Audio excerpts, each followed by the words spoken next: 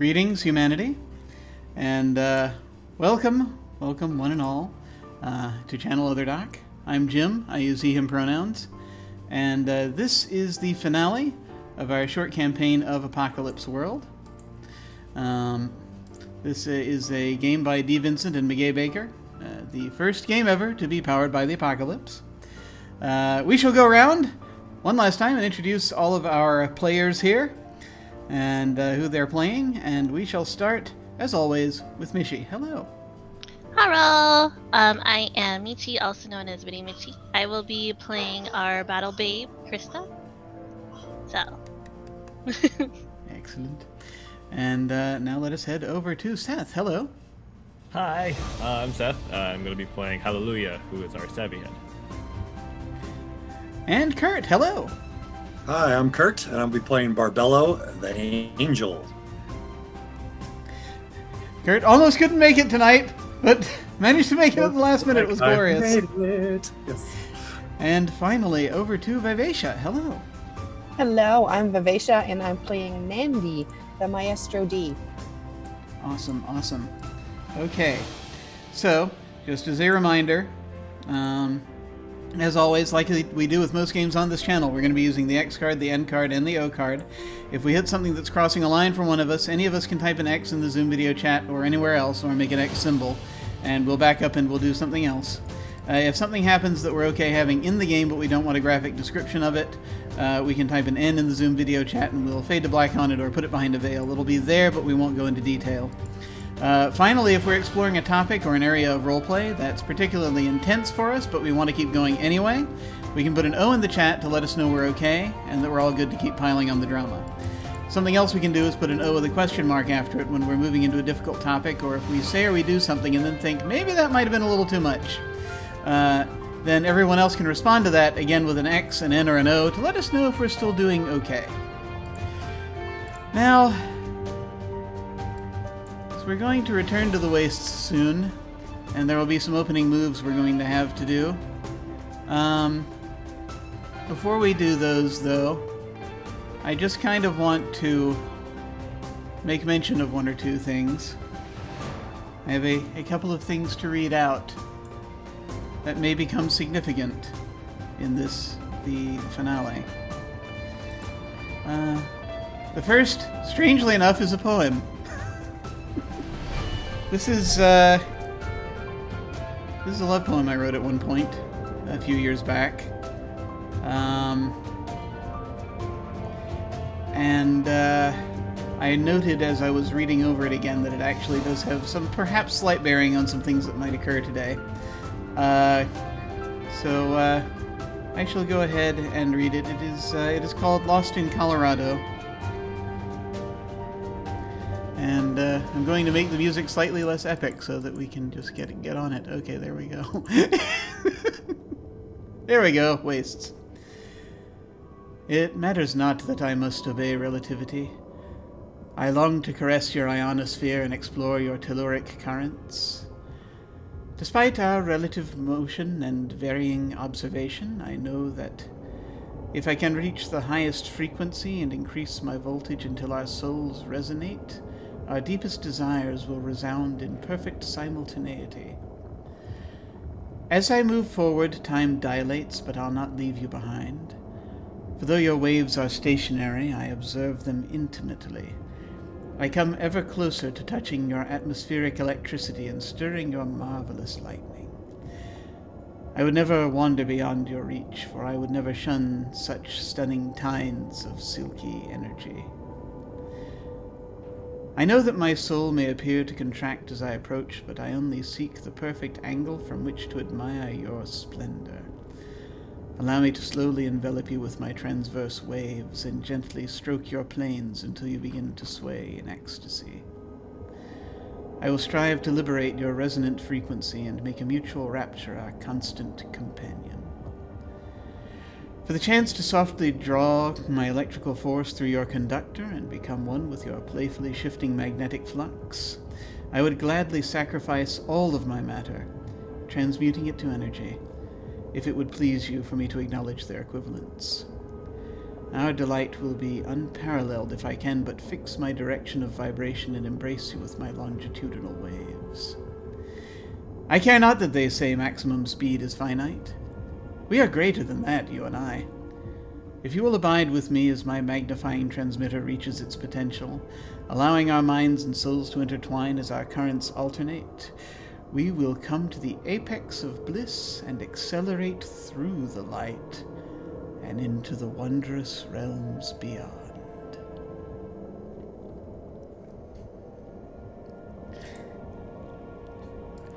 One can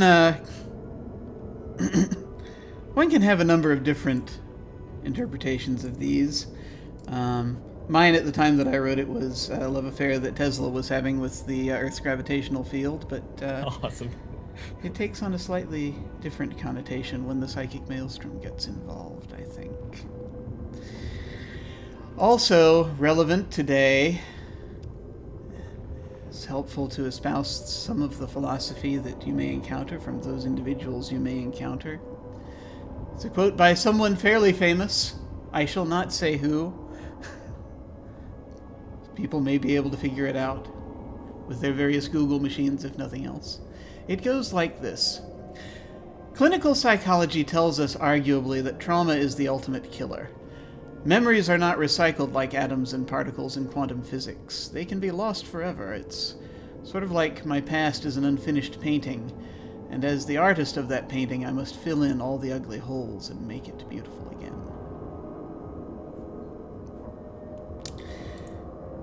So, it's label time as we go around and figure out what we're highlighting for this final episode, our opening, do our various opening moves. So to start out, I'm gonna go once again in the same order I always have been. And if I remember how this works correctly, I believe, if I recall correctly, and you can check me on this, we figure out who it is that you know that knows you best, and they get to pick a thing they want you to highlight for this episode, and then I get to pick another thing that I want you to highlight for this episode. I believe that's how we've been doing it. So I'm going to start with Michi, and according to your various history scores, who knows you best? It's a tie between Nandy and Babs. Okay. Do you have a feeling in particular toward one of them or the other that would, you think, break the tie? I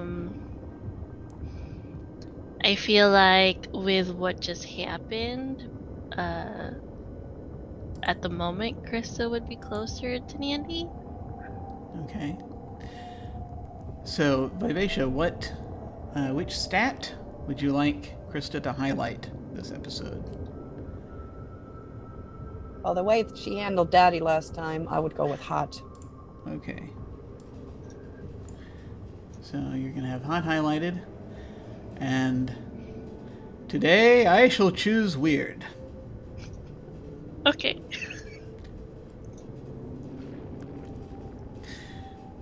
Seth, who do you think currently knows you best?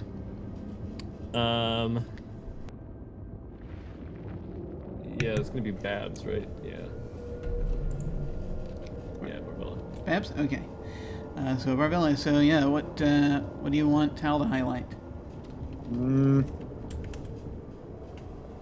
Because I'm so bad at staying calm when things get really awful, I hope that his cool will prevail.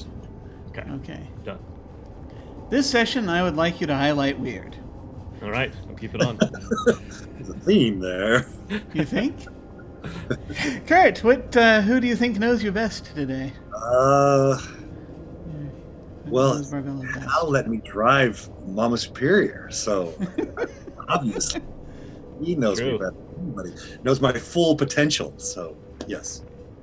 Okay. So what would you like Barbello to highlight, Seth? Given that a large part of the last session was predicated on a misunderstanding, I'm going to go ahead and give you Sharp to read a sketch or a bad read person. Excellent. This session, I would like you to highlight weird. That's kind of unusual. Vivacia! Who do you think, right now, based on your history scores, knows Nandy best? It's the tone. I would say that it is Krista. Okay. So, Michi, what would you like? Actually, no, because we reset that, didn't we? I went over, so it's Hal. Oh, yes, it's Hal. I gained like an experience with from going higher, so it's actually Hal right now. Okay. Hal, what would you like Nandy to highlight? I'm gonna go with hot. I need her to be on her A game. Excellent.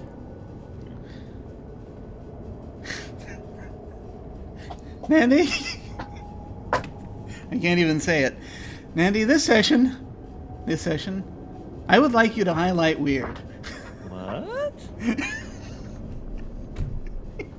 Is this going to be weird? No, never.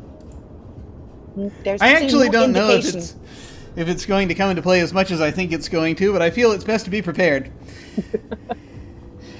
So, does anyone have any... Encouraged.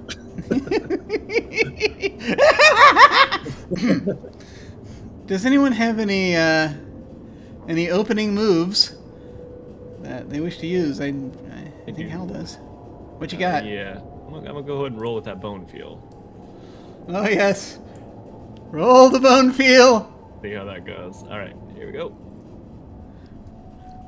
9. So on a 7 to 9, hold 1. Either me or you, the MC, can spend hold to be somewhere and prep. Okay, good, yeah. And remember, if you're already in a place, you can just happen to have a thing. Cool. You can spend it for that as well.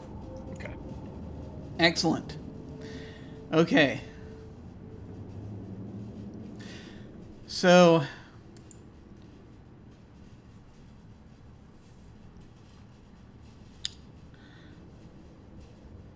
near the end of the second day, your caravan group approaches Sapien Town. Now, as you are preparing, there is a bit of a thing that I just want to see if it is taken care of. At the end of last session, Hal was injured, and Barbella was also injured, and there were also... I'm pretty sure that that a driver or two might have been injured. In the things what went on. So, was there any? Was there any? Did you want to try to do any healing on anybody? Yes, absolutely. I will start with my beloved brother. Okay. And again, when I do this, because I have the sixth sense, I roll with sharp as opposed to weird. Mm-hmm. Still open myself up to the psychic maelstrom. So here we go.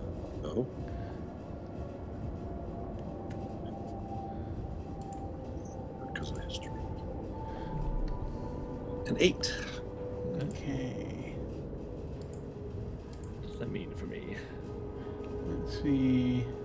This is which move is this you're using? This is the healing touch? It's healing touch, yes. Okay.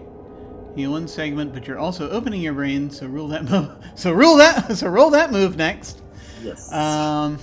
So Hal, over the course of this, so Tell me. Well, first of all, Curt, what are you doing to? What does this scene look like? Where are you doing this, and what does this look like that you were doing? I'd like to think again that my clinic is somewhere kind of deep in the bowels of the belly of Mother Superior, like kind of the most protected spot where maybe I do have some sort of vehicle that can detach from Mother Superior, but when we're traveling like this, it's inside. It's all red lit. You know, it's all very like submarine Das Boot kind of feel.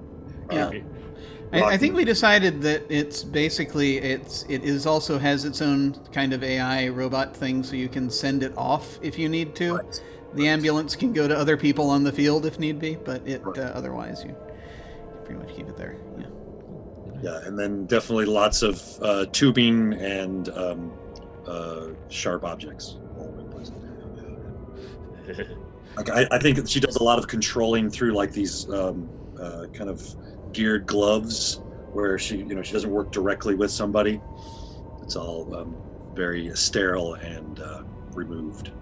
Okay, so here's my opening my brain. Okay, so Hal, you're going to heal 1 harm from that. Lovely. So you can take that. 3 o'clock. You can take that pie down. Yeah. Open the brain. An 8. Excellent. Brain.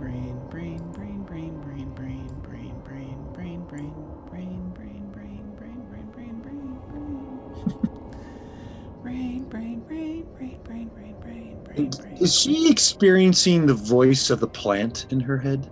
Brain? Is that happening? I'm just curious, again, this last session. So, you do hear a thing.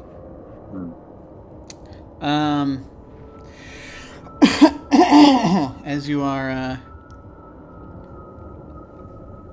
you are doing this, and sort of your brain opens. For a moment, it's like you're kind of seeing everything through a light red filter, and yes, you're hearing it's.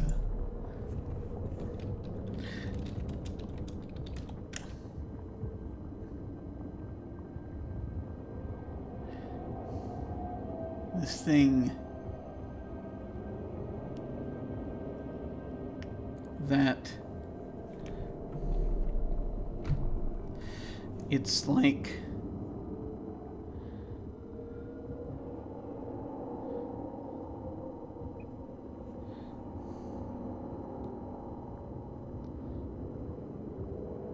and you're sort of trying to make out pieces of it. And it's this constant sort of susurrus. And it's this hang on, I have to write down a couple of proper nouns. I definitely am strapping him down tighter because, of course, just the vibrations of the vehicle. I want to make sure that I don't make a mistake. That makes sense. Modus operandi. Are you are you trying to make out what is being said to you? Because it sounds very enticing. Just the yeah. I mean, I think there's this sense of kind of she's riding this. I'm riding this emotional high of doing something I've never done before, giving a level of trust I've never been given before, and so back to her normal job with this stuff. I know backwards to forwards, no problem, and just tinkering away with these very sharp objects as I'm stitching him up to whatever his wound is, and maybe doing a little cauterization. But at the same time, now I have a theme song, a singing maybe of something in my head that now I'm almost interacting it to. There's a rhythm that's happening there of growth. Sort of thing where it's like the self becomes the will becomes the arm becomes and the like hand, maybe even in sync with the motor humming. Now the motor steel becomes the world, etc., over and over again. This is what you're hearing. Definitely just kind of leaning in. And I don't know if you're entirely even fully conscious of those words, but it is just sort of repeated and as part of this overarching susurrus The self becomes the will becomes the arm becomes the hand becomes the hammer becomes the fire becomes the steel becomes the world. And it seems like a reasonable mantra. It does come out of the plants that you think. Start to vocalize the words audibly as I'm working. Itself, the hammer becomes fire, the fire becomes just quietly. Is Hal conscious while this is going on? His wounds weren't very bad, so I would imagine it'd be best for him to stay awake. Yeah. Okay. Also, I don't know how much anesthetic we have access to, anyways. Who needs anesthetic when you have the maelstrom?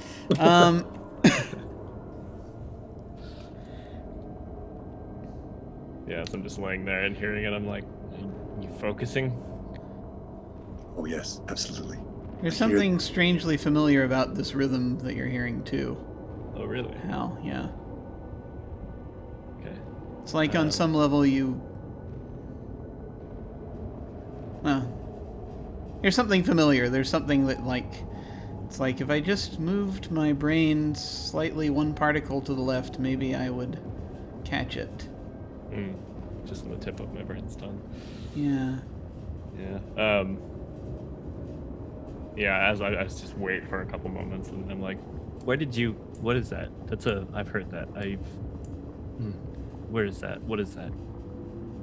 I think it's the hum of the engines of life that give me my healing. Mother Superior is alive. Now that I've touched her controls and pushed her forward, she's burst forth to the sun. He just kind of nods as he's strapped down. I can that. Yeah. Kind of just, this gets to be too much, let me know. Just like kind of put my like fingers on your temples and just like whisper that mantra a couple times and say, there, all done. And I just unstrap it.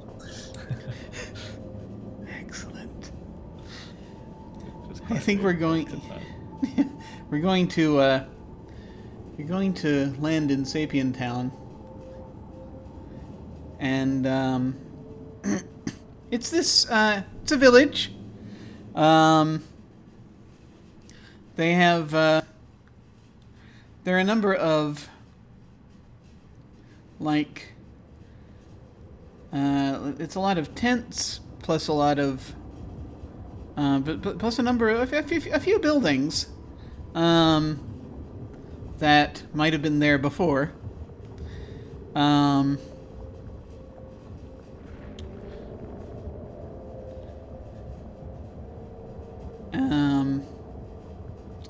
Buildings of metal and one or two maybe of crumbling brick. And as generally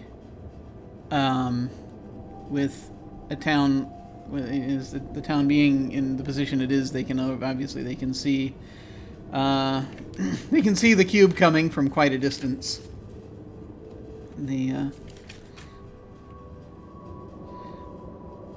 So it's yeah, so I mean, it's very easy to spot the Basilicron. It's not it kind of sticks out. Doesn't move very quickly either, so they know to come out. And my question specifically to Nandi more than anyone else is, are you putting up the open sign?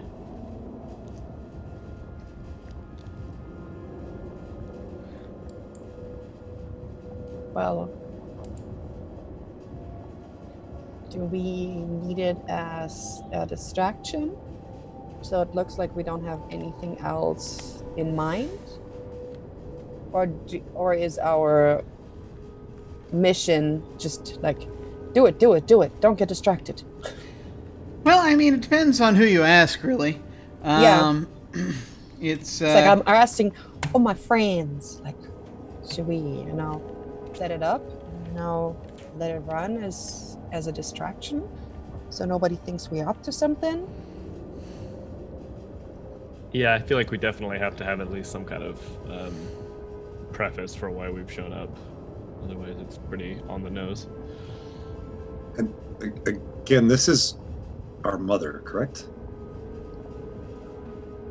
Or is that? No. Wasn't her? Wasn't her mother? Yeah, I think Babs and Hal's mom is there. Yeah. Isn't she the one running the place? Yeah. I don't remember that.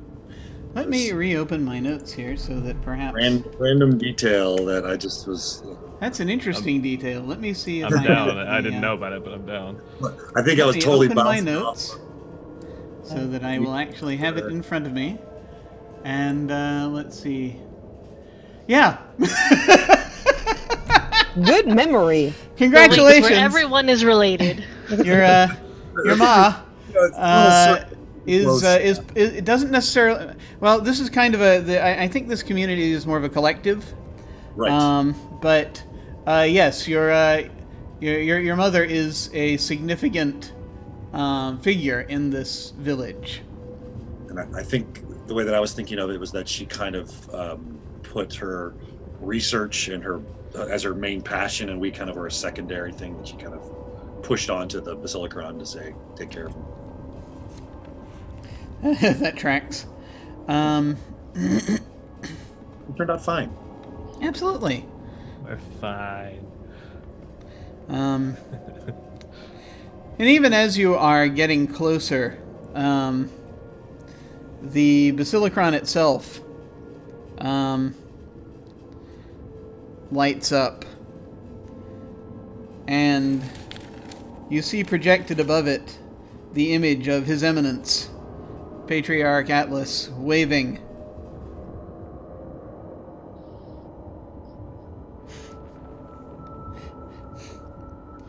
And you can hear organ music thundering out from it somewhat. It's terrifying. As he's apparently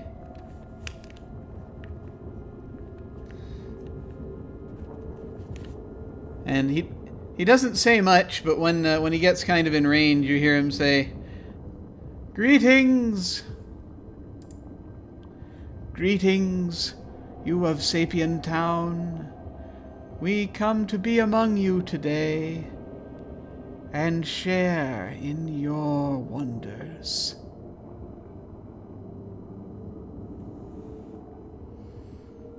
He seems kind of focused and serious when he says it. I'm thinking Nandy is probably shoving some of our girls, out the top hatch to wave at people. Yeah. Like, okay. yeah, it's like go, look pretty, wave, look pretty, go. They dash out. Yeah, like.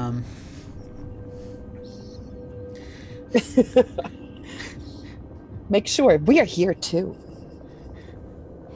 So they are dashing out, and they're trying to attract people over, and it's not going to be too difficult. You generally, when you come by here, you do get, as with most locations, you do get groups of people coming out to say hello, and hang out at the and to hang out at your place.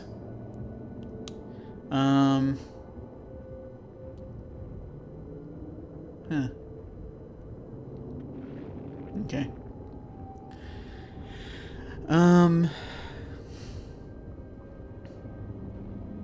It's funny, I thought I had set a thing up, but apparently I did not. That's okay. Anyway, hi, how's it going?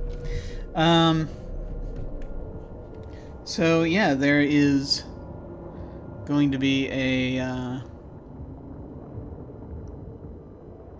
there's going to be a certain amount of folks sort of coming over and kind of hanging.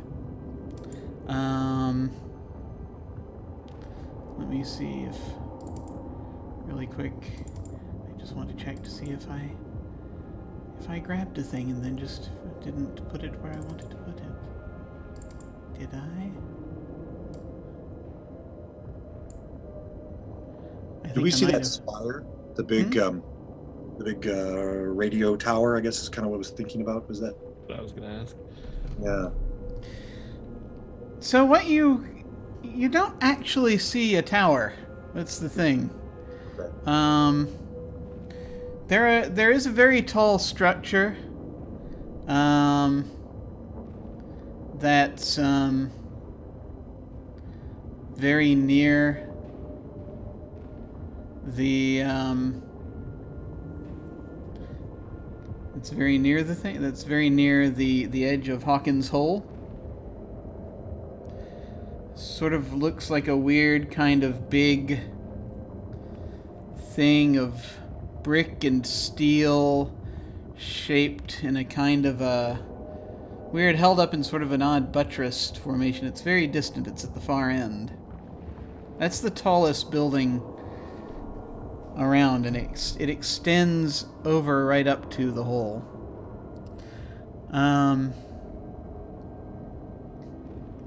You now have, essentially, I'm going to play something just briefly to see if it matches anything, and I may take it away again in a moment, who knows. But,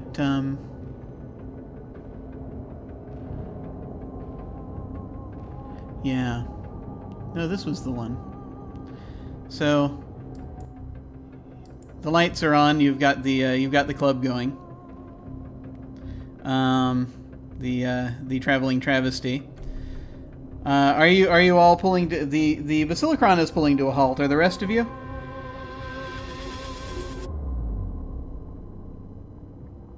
It's up to y'all. I'm not taking point on this.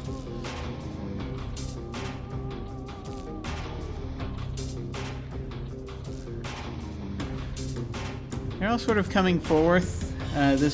It's like a mob of people almost. It's not an angry mob. It's a happy mob. Coming forward to say hello. I'd like to scientists. take the down in the clinic, and the engine vibrations that I can hear. I want to take like the local PA system, however that might be, and pipe it out to the outer speakers. Just turn that on and crank it all the way up. Okay. But just the engine throb is just now amplified. So just basically you want them hearing the engine more than anything else. Okay. Yeah. Interesting. Interesting. Okay. And you see they're coming among you, and a number of them are coming into the travesty.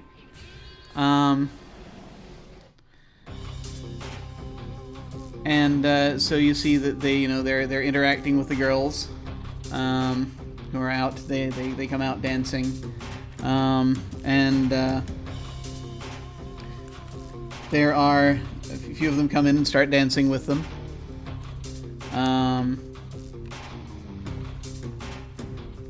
Start ordering a couple of drinks, things of that nature. Things start to... there's an initial rush, and then things calm down a little bit, as usually happens. As you folks are all sort of getting into place. You see some of the cultists are coming out of the cube to also mingle somewhat. And they're all sort of looking around carefully. I'd like to ask Krista what you're doing with your little platoon that you've been given. Where you have them positioned? So Krista right now is having most of her dogs just kind of circling the area of the travesty as per usual. She's like, okay, you guys, I gotta go somewhere, so you guys take care of stuff, help out the dancer, and just make sure everything's running smoothly, because I'm not gonna be here. And then she goes to the little group that she was given, and she talks to them as if she was talking to her dogs. Okay, guys, so we're gonna go on this little adventure, but you guys gotta be sneaky about it, or else there's gonna be some consequences. Otherwise, let's get ready to rumble. But yeah, so she wants to go start sneaking around to try and figure out where they're going. All right, let's get ready. They're cocking their weapons. They do not, I will say, exude the essence of subtlety. So you're not sure how effective they're going to be in terms of sneakiness. But, I mean, they're going to give it a try. She's kind of used to their lack of sneakiness, but, you know, at least, if anything, they can be her diversion. That'll definitely work. They will work as a diversion. Yeah. And just one of them, the sergeant that was left with you, just sort of lean over and I'll say, you need us to, if there's any point you need us to neutralize that fellow up top the cube there, just let us know. We'll take off for it. Chris just looks at it and goes, maybe. I don't like the way he looks sometimes. I'll decide later, though. We have priorities. Yeah. You can see that actually there is a little sort of there's a little sort of flat part in front of the cube itself on sort of the surface of the thing, just above the treads. Sort of a little dais that the Patriarch has come out and is standing, arms out to the side in very much that statue fashion, kind of. And as people are sort of gathering and he is giving his blessings, they're there more as a curiosity than anything else, I think. Krista and your troops are getting ready to head out. Let me ask Nandi, what do you have anything special you want to have going on, or to be doing? What are you doing? Well, and now I'm probably directing, you know, my people to set up the traveling travesty while the girls are out entertaining, you know, and also just keeping an eye out and trying to get like a feeling for, you know, what's going on, if we got to look out for something, you know, just watching people, you know, I'm trying to get a feel for what the mood and what the situation is in, you know, La La Land right now. Yeah. Let me see. Yes. So, yeah, they're very, yeah, it looks like as they usually do, they're coming out and just sort of talking. A lot of them are coming out and talking philosophy, as they tend to. They have this thing of philosophy as foreplay. Some of them.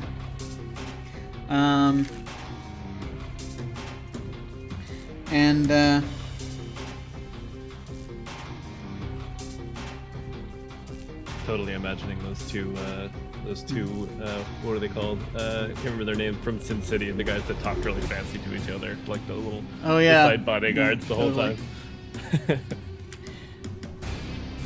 So they are starting to gather some information. I'd like to know what Hal is doing. Yeah, I would like to, if it's possible, be at some sort of I can't think of the word. Is telescope the right word? Like some kind of periscope? Yeah, some kind of thing with which I could magnify my viewing of the spire of this tower. Oh, that would be a telescope, yes. Yeah. Okay. Yeah, I mean, you can have like a spyglass or binoculars or. Okay. So if I am doing that, is that enough to proc my things speak? Because it says specifically, whenever you handle or examine something interesting. Would it be possible for me to examine from here, or do I have to get close? I think you'd probably need to get close. Okay. I was gonna wait to see if I could get any more info before I make something, but gotcha. If possible, I would like to. I think I might as well just do it now. I wanted to use my what is it called? the area that I work within which I work. Workspace. I wanted to see if I could make something in my workspace. Ah, yes. In preparation. And specifically, I think since I don't know anything more surgical, I just need to make the biggest bomb that I can to potentially just make this thing crumble or break something important in it. Okay. Let's see. So, what 3 things, can you remind me, did you choose for your workspace? I chose. Ooh, did I choose? Had to have been a garage. Mm-hmm.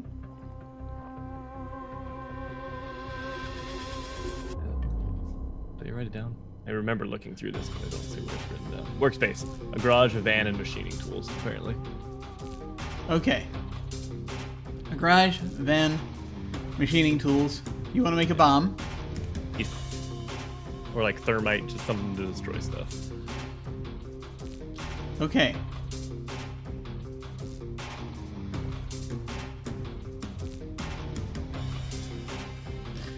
So, there are 2 different ways you could approach this. Okay. One is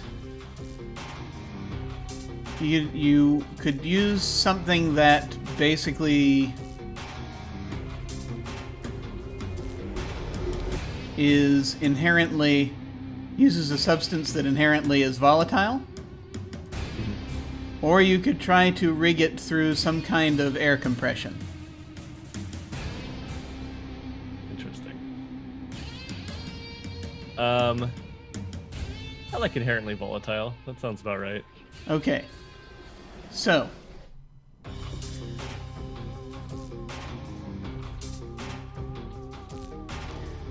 There are a couple of different approaches you could take to this. I'm excited.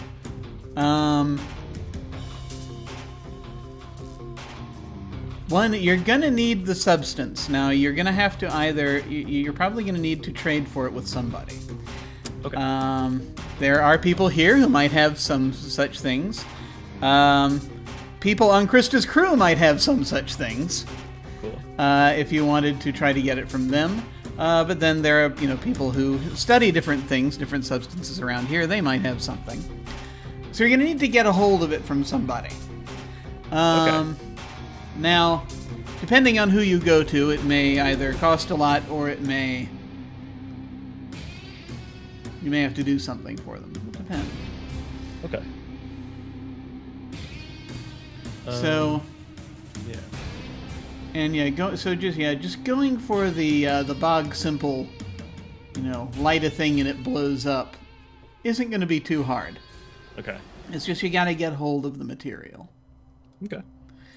No one has plastique per se, but they have things that could be turned into other things. Okay.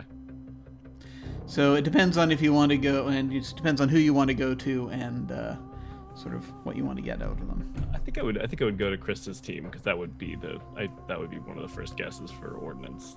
Okay. So you're gonna head over to them as they're getting ready to head out. Let me switch over to Barbello. Sure. Just to find out what she's doing. So I kind of pumped out this rhythmic machine noise, and I will start to chant the phrases in my head with it. Microphone. Okay. So. And then start to try to reach out open my brain to the psychic maelstrom and reach out to those that are around me with my words. Okay. Well, since you're opening your brain to the psychic maelstrom, we should have you roll for it. Yeah, sounds good.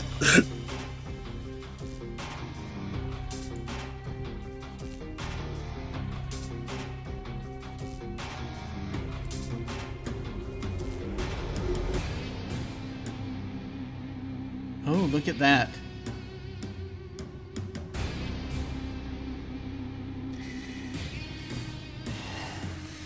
Dear me. Okay.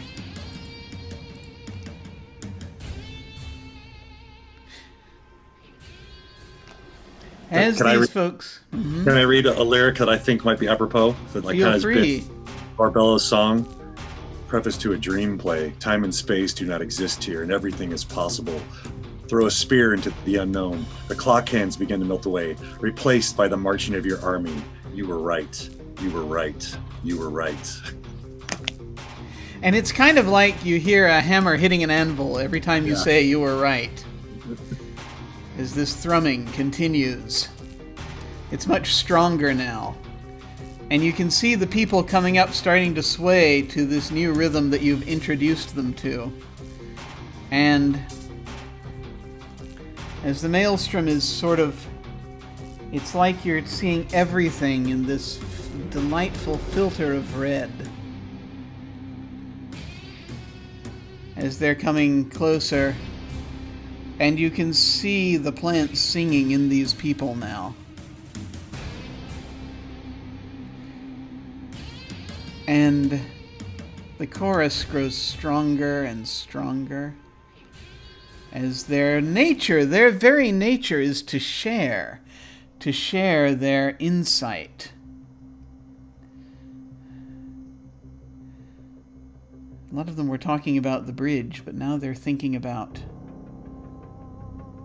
making the bridge work.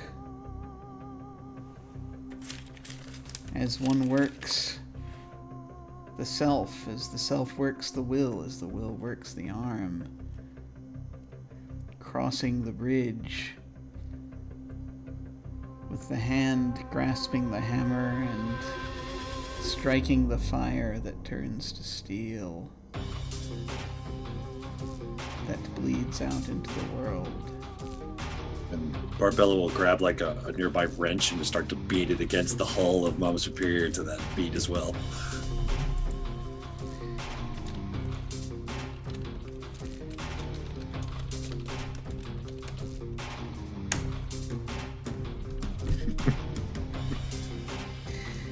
No mother in her bridge. Oh yes. So, more things are happening. It's like there's not exactly, there's a point, I want to say, Nandy, that you noticed that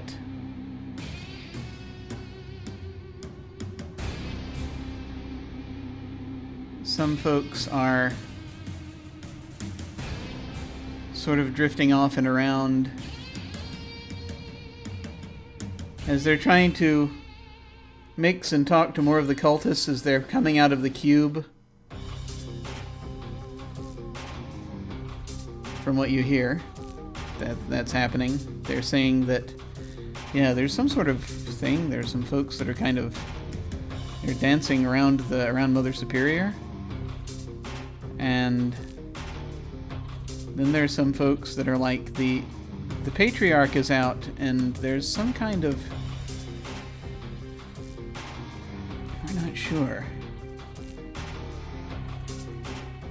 We're not sure what's going on, but it's like there's a lot of the cultists, more of them than we usually ever come out, are coming out, and they're starting to just... not exactly dance with the crowd, but sort of. They're kind of... If I didn't know any better, I'd say they're pushing them all back. But it's not so much like a battle as it's more like a dance. I can't describe it.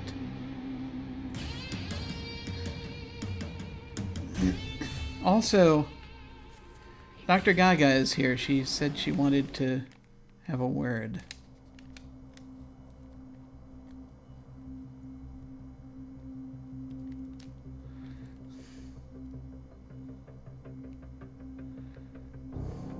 Are you here? Are you available? Or should I tell her to go away?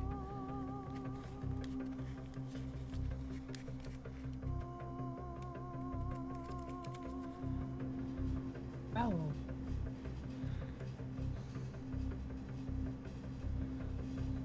Whatever. I guess we're available. The royal we.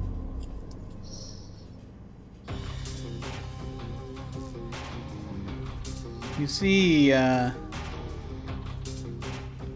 think you're aware of who this is. She comes in her,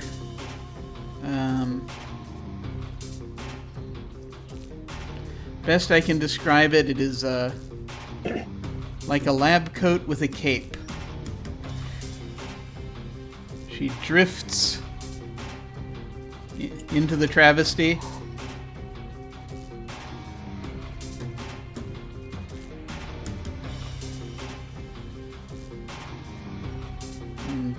Sort of this diaphanous cape trailing out behind her. White, gleaming white coat, goggles.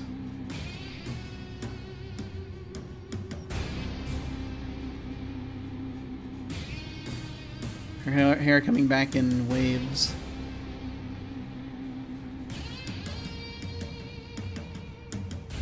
She looks up.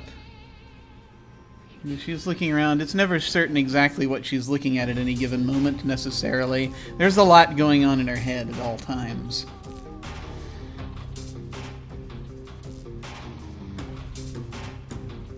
She steps forward.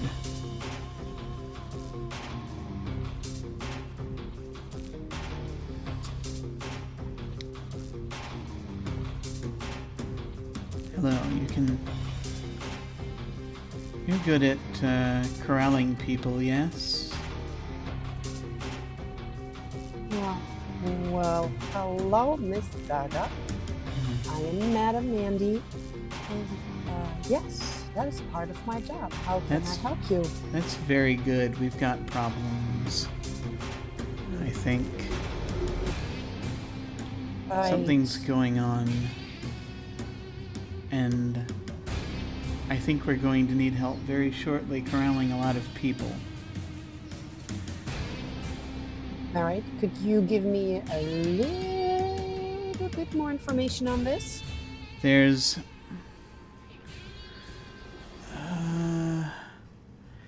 it's a problem because it hasn't happened yet. But there's a collision happening and they're going to try to cross the bridge the wrong way, and I'm very concerned. All right.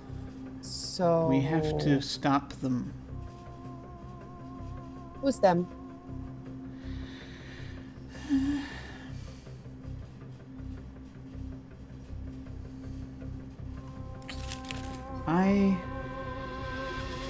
Pull out her notebook.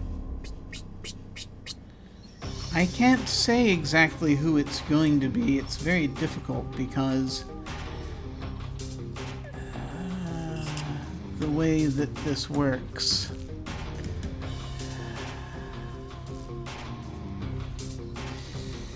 They will... it's hard, right? Because, like, if I tell you, am I making it happen?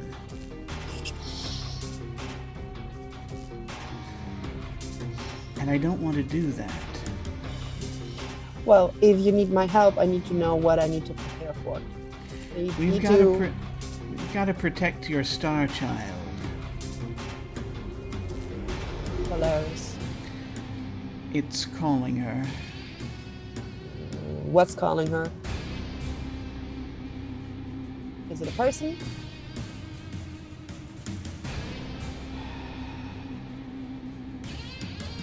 Can we stop whatever it is from calling Polaris? I think you can. Mm-hmm. But I'm trying to find a way to indicate to you who it is without telling you who it is. Right. We can't open the box. Do you understand? Mm-hmm. Right. Male or female? Yes. Human. I hope so. Okay. Close by?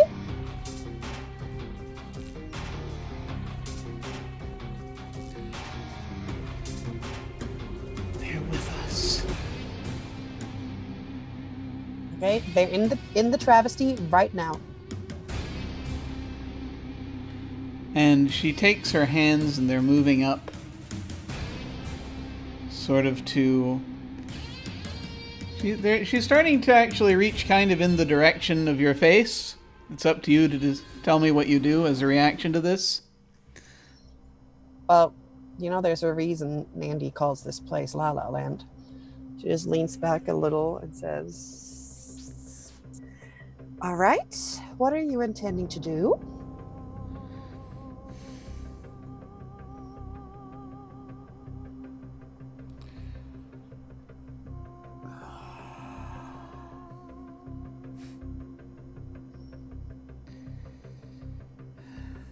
I can't stop it, because I know it's going to happen.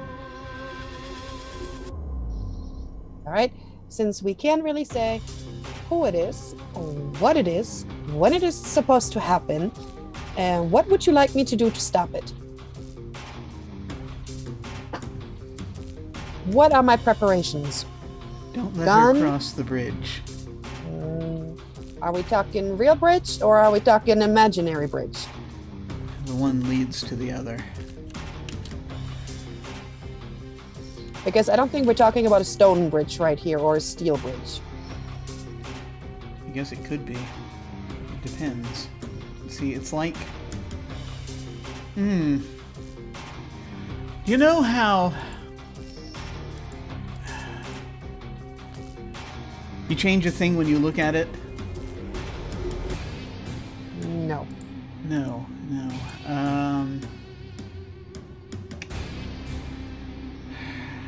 Wouldn't help if I started talking about photons right now, would it? No. No, of course not. Appreciate the try, though. I appreciate that you think I might understand that.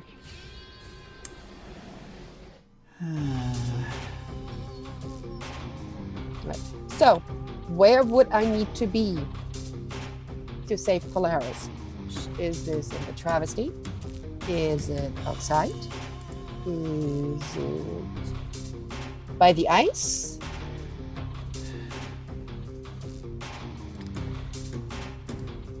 You need to be where she is so that she will not, preferably before she's in both places simultaneously. Right?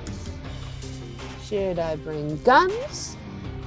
Oh, I don't want anyone... No, don't kill them, don't hurt them, please. But, I realize how this sounds, okay? I know.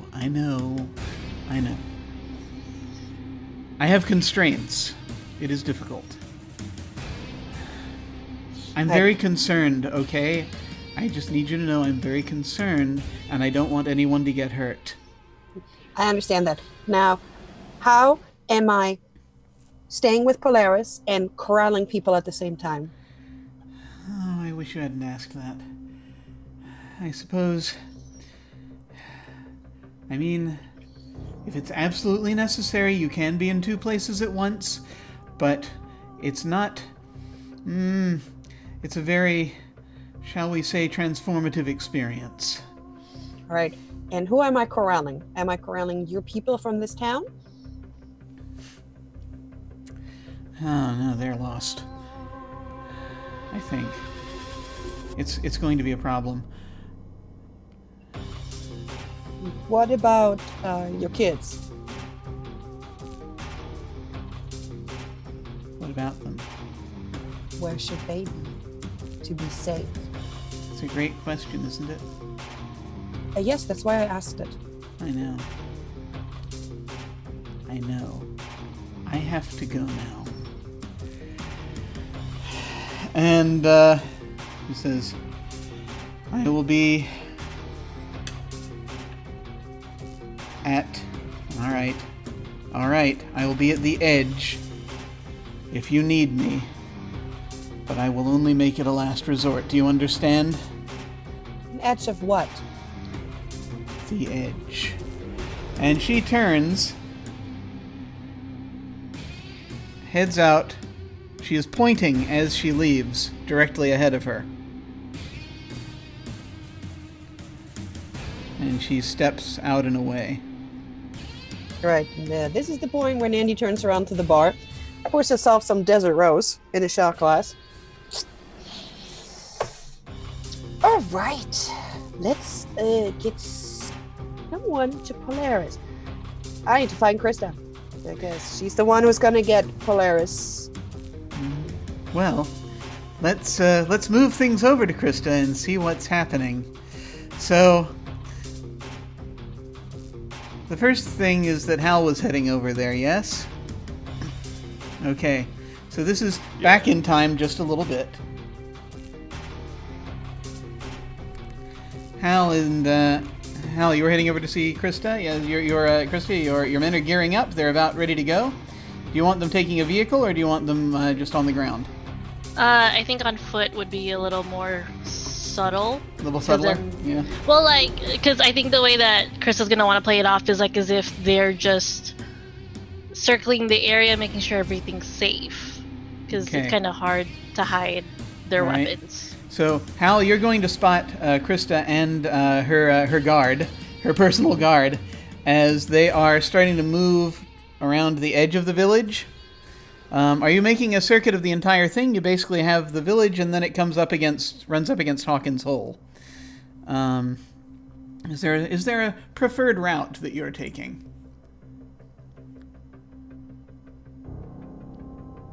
So starting from the travesty and just kind of like going around where everyone's gathering around the patriarch, because she's kind of just like keeping a little bit of an eye on him too. Let's say that they're sort of on the east side of Sapien Town, and Hawkins Hole is on the left, on the west side. Go ahead. So she's just kind of like in between at the moment, but that's the path that she wants to take, is like so she can kind of try and keep an eye on the patriarch at the same time. All right, so kind of up, sort of near, clinging sort of near the rock face, the mountain face, the mountains that are right there. They're, the foothills. Yes. Okay. So, Hal, you're going to ultimately, just as you're going to see Krista and her folks entering the foothills to get into a good position for reconnaissance. There are a few high points there that you can hit if you want to from which you can see a number of things. Hal, since you're looking for them, I'm going to say, you can find them just as they're sort of entering. What do you want to do? Yeah, I'm just gonna run by and try to flag her down to make sure they don't kind of head out without me before I talk to them. Easily done. You spot them. Okay. Krista, you spot Hal. She stops and like gets everyone to stop, just because he doesn't come running unless there's a reason, usually, from what she thinks she understands of him. Yeah.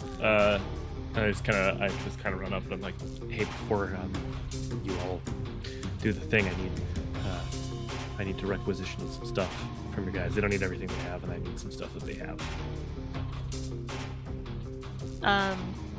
What did you need? Kind of depends on what they have. Big booms. I can take apart some grenades, red phosphorus, gunpowder, dynamite, anything. Big booms, Hal? Yeah, just one. Yeah. Do I need to be concerned? That's prerogative. That's subjective. Okay. Does anyone have any big booms? I just give a thumbs up behind her towards everybody. One of the guys sort of look at each other. And I've got a few grenades. I just need to spare one. I don't want to take them all from you in case you need them. Yeah. So they look to Krista. You heard the man. You know how to use one of these? It's very cute. Put it in the bag. Careful with that. As you're doing this,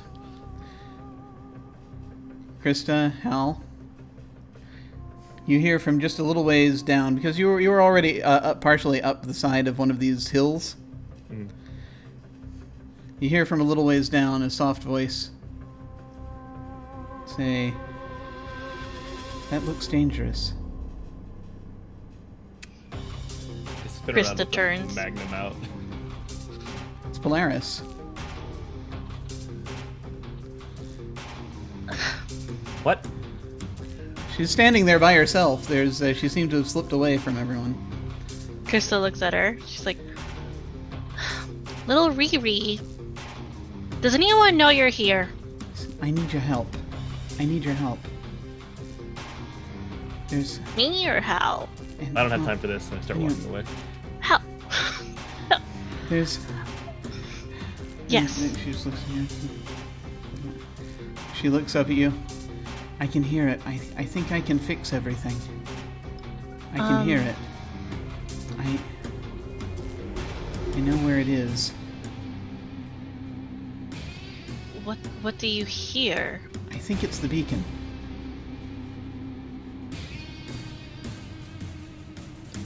Okay, can you draw me a map and then I'll take you back to Nandy and you can stay with Nandy? I've got to get over to it. I can bring you to it. Okay, Krista looks at one of the men. I need you to do 2 things for me. Just 2. Just 2, promise. 2 things. It'd be great. One thing, I need you to tell Nandy where we're going. Okay. And who's with us. And second thing, I need you to keep an eye on the Patriarch because if he finds out that she's missing, yeah, it's gonna be a problem. All right. You got it. Okay. And she turns back to Polaris. She's like, okay, little Riri, I will take you with us, but you have to promise me that you are going to listen to everything I say. I can hear everything. Okay, I need you to nod, yes or no. Okay, alright. Remember, everything I say, because you need to stay safe. You're gonna make the doggies be sad if you don't listen to me. Everyone needs to stay safe. Yes. Almost. I want you to stay safe. I want you to be safe. But I know you need to find the beacon, and I can hear it. I know where it is. I can take you right now. Okay, do me a favor, and then she takes off her backpack, with Giant in it. You are in charge of keeping Giant safe, okay? Oh, okay. You hand it, and Giant like pokes his head up and is like starts just immediately starts licking her face. Like, huh. Okay. Okay. I can do that. Alright, good. Okay, so just remember, follow us, stay close to us. Stay close to us so you can keep Giant safe, okay? Okay. Okay. Right. We're gonna start going now. Okay, this way. Okay. As you turn, you're heading out, and you see this. You can see you see Hal heading back off, I think, in the direction of Mother Superior. You can see your man that you sent off heading off in the direction of the travesty, and you see this big, this weird, almost pushing and shoving dance type thing that's happening as all of these cultists are coming out of the cube and starting to head into the village. And you can see this cluster of villagers, this big cluster of villagers, this bigger and bigger ring that seems to be forming around the around Mother Superior, thrumming in this very odd way.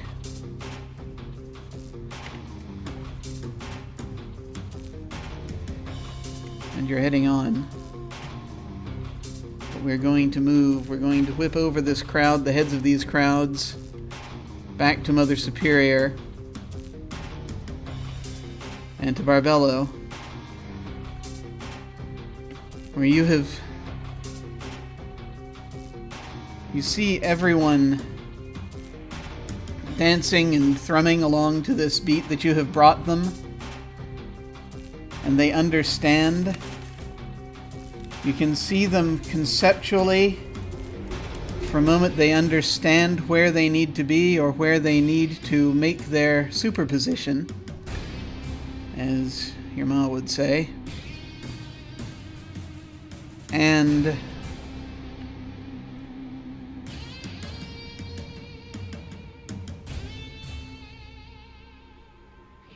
they have it.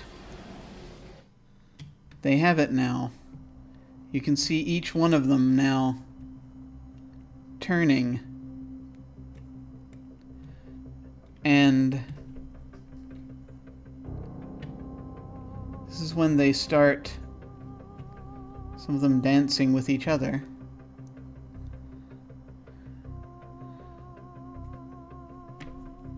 And then it's an interesting thing because you're not sure if you're seeing this for real or if you're seeing this in your head. But you see some of them coming forward and the dance growing more violent as they start running into some of the other villagers that aren't dancing. Or some of the cultists that they're now mingling with coming out of the cube. They're tussling and slapping each other.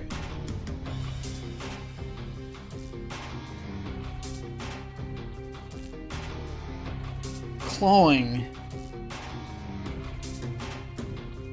Some of them seem to actually be developing claws. Claws forged in iron. And you feel this thrum in the back of your head come forward.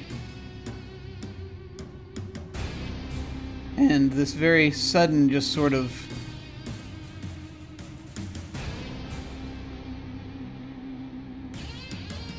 this feeling that you're getting as though you're starting to feel weakened.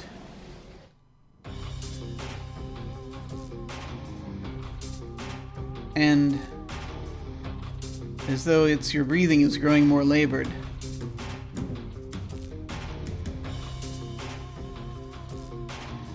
And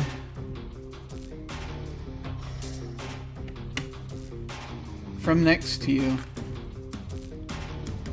you feel a hand on your shoulder.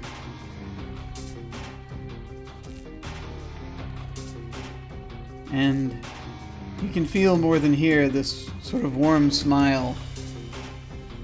You feel and hear a warm smile coming from whoever has their hand on your shoulder.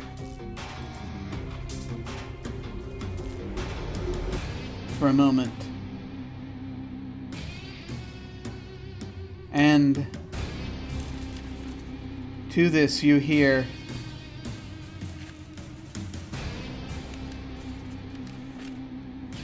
Abbot Flynn say, "I thank you for being my vessel. I apologize for the little bit of chicanery, I suppose, that I took with your brother and your matriarch. You had only 2 days, but you have delivered my message, and that's the important thing. Your service is appreciated." And we're gonna go to break. What the fuck? We'll be back in just a few minutes. See you shortly.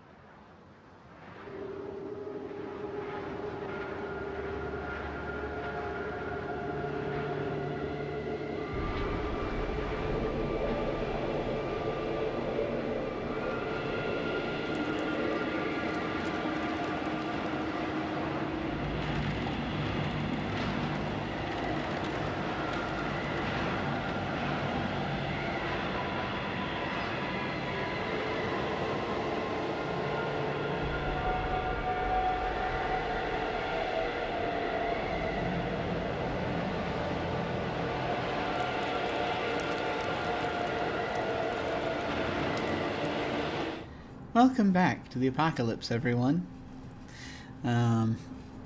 We have reached a point.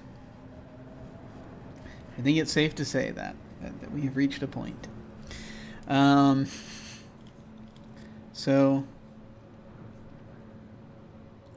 the one I'm going to just check in on real quick is Hal. Yo. And so there's this big cluster of people around the around Mother Superior. And some of them are beating the crap out of each other. It's very strange. Some of them are dancing. Does it look navigable? Can I get through this, or is it going to be trying to, like, cartwheel through a mosh pit? It's getting more moshy as time progresses, and you hear this thrumming, this hypnotic thrumming coming from Mother Superior, which is kind of weird. Interesting.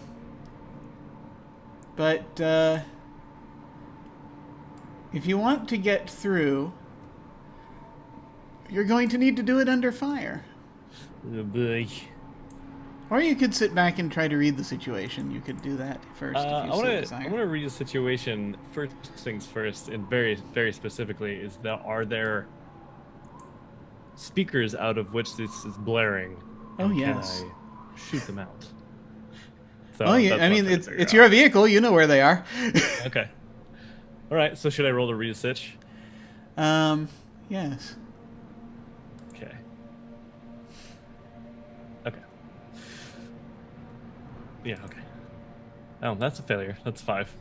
No good. Hold on just a moment. I have to fill something in real quick. Okay. Okay. Excellent. So you're starting to feel, actually, as you're looking around and trying to figure out the situation, you're actually starting to feel a little faint. Just a little. You haven't been feeling great. But now it's like you can smell that odor again, that sickly sweet odor. Even though you know you're nowhere near the Iron Abbey. Ugh. And as you're watching, you're seeing people weaving back and forth, and it's like they're an unnavigable river of lava, almost, as this violent dance is happening that you feel as though for some reason you know the steps to, but you're not sure where that feeling comes from entirely. All right. If I still have the flight part of my lizard brain still activated, I'm going to look at everything in front of me and just be like, fuck, and just drop my bag of stuff that I got from the guys and just run in the other direction. Okay. I mean, you've got a grenade if you want if you want to hold on to it. You're just going to drop Not it? Enough. Okay. Not enough. I'm just dropping the bag and I'm going to run to try to catch up with Krista, I think. Okay. Heading out. Well, I think I have a very, very goofy run. I don't know why. Oh, God. I feel like he's not very good at running, but he's like...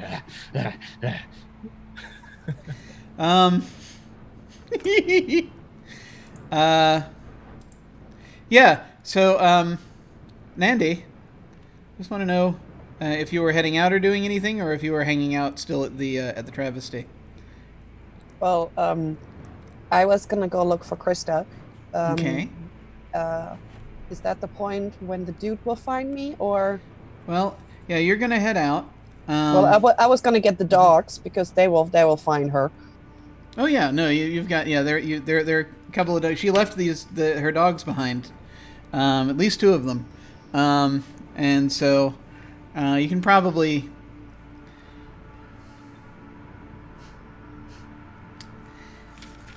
I mean, they know you. But they are, of course, a threat. So, I am going to just real quick. Let's see. Yeah. So actually, yeah. You're gonna get hold of them. You've got them on leashes. Yeah, because I don't want them running straight for her, and I can't keep up. Okay. So they're out, and they're going to have to sniff around a bit and figure it out, figure out a direction. You're heading out. Go find mommy. Mommy. And as you are heading out, you do notice a couple weird things. There's kind of a brawl going on. I mean, it's mostly a dance, but then it's also a brawl, which is very strange, because villagers are fighting each other, and they're also fighting cultists.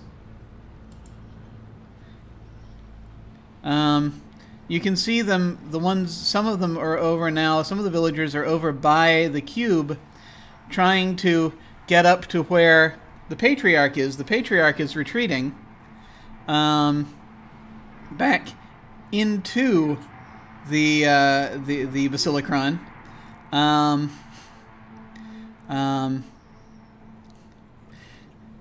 Decided it's time for them to stop their messing around. He and the matriarch is trying to still be there, sort of fighting them off.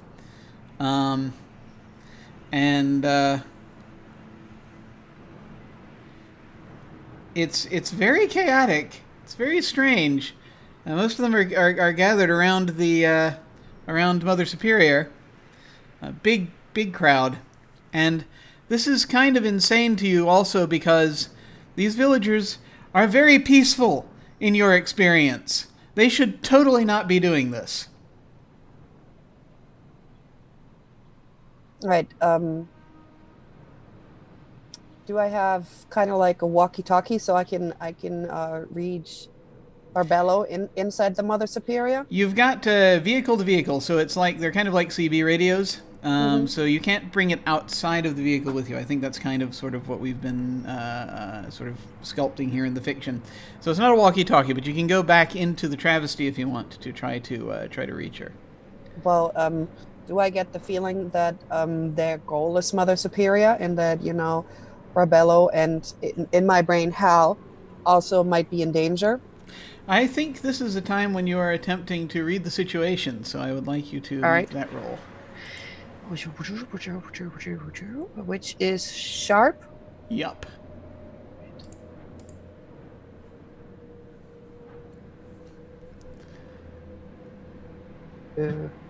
What? Oh. All right. So on a 7 to 9, you get one question from the list. The list. I'm scrolling. Scrolling. Where's the list? Moves. Read a sitch. Oh, thank you. All right. Who's in control here?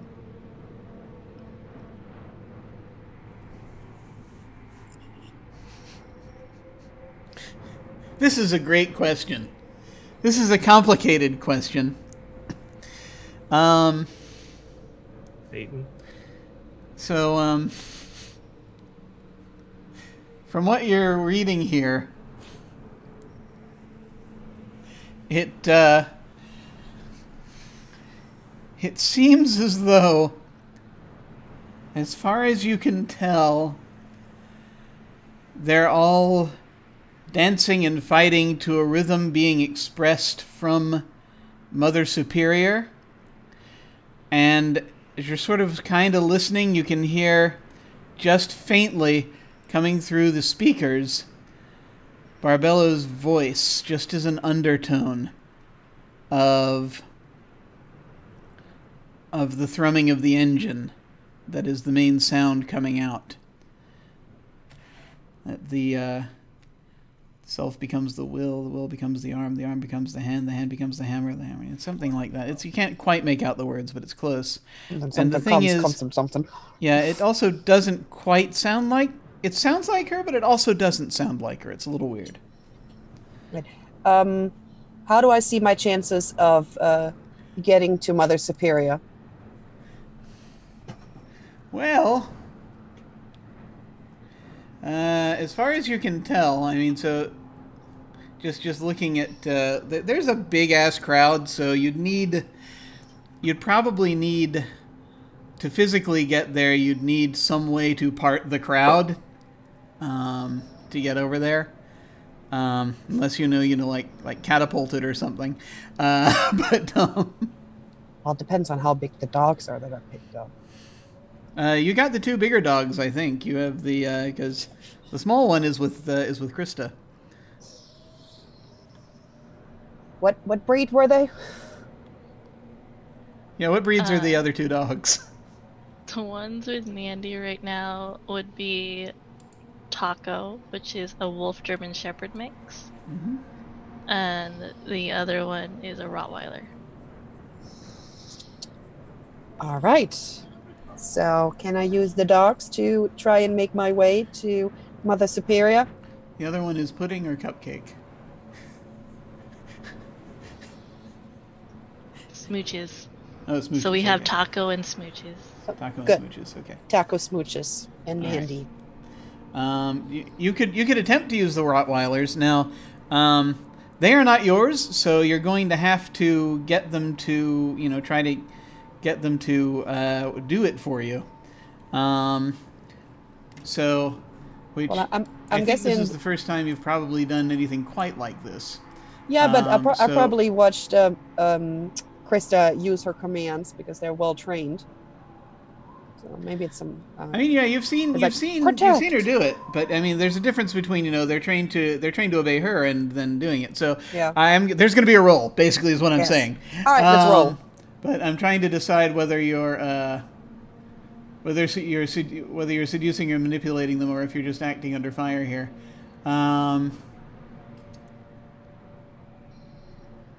That doesn't really matter because you call this hot. Oh yes. So when I do something under fire, I roll hot instead of cool. So it's hot anyways. So you're going to be rolling hot either way. Okay, that's good to know. Let me figure out which. I do need to figure out just for the fiction which roll it's going to be though, so that it'll. Yeah. All right. Okay. Yeah. I think we can call this. Yeah, we'll do the seduce or manipulate basically because I think you're trying to kind of like. Are you promising them something? Or It's like I probably know what their favorite treats are. Okay. And I can say, I got treats, but you got to protect. You got to bark. You got to look mean. Okay. Mean. So go ahead and do your. This is going to be your seduce or manipulate, which is hot. Roll plus hot. Right. Any forward help and interference? Nope. No, nothing is currently no. All right. Succeed partially. With Okay. an 8. All right. They go along with you, but they need some concrete assurance, corroboration, or evidence first. They're just sort of like they're looking for beef jerky. It's rare food. Well, she is the Master D. This is true. So, I think what's going to be necessary then is what I'm going to say here, since this was a partial, is that it's going to require what is probably the last of your beef jerky. Okay. You were going to collect a little bit more, a little bit more meat here possibly, but right now it's a little rough. Well, this is for hell. This is the last of your stores for this kind of thing. All right. So you expend that, and It's my favorite. you basically have them. You basically want them to snarl at the crowd and let you through. Yeah, and protect. Okay, so you start coming through. They're like, and the people are like sort of parting. They're like, no. Some of them actually don't even notice, and the dogs are like, and it's kind of are basically tearing into them a little bit. There's some big ass dogs. And they're like, and they start bleeding off to the side, and some of them are like looking at the blood and like, and continuing to sway. Welcome to La La Land. And the pulsing gets louder the closer you get to Mother Superior. You're pushing in. And you have made it to the you have made it to the vehicle. All right. What would you like to do? I'm gonna tell the dogs to stay and protect, and leave them right by the door. And I'm gonna get inside and see if I can find Hal or Barb, and find out what the frack is going on here, and if I can turn it off. So you hear this. You're coming inside. You're going inside, and it's going to take you a few moments to get down to where they are. So you just come inside and you hear this thrumming and this chanting, and it's even sounds kind of like something you've heard before, you think. I'm going to quickly cut and move across the village.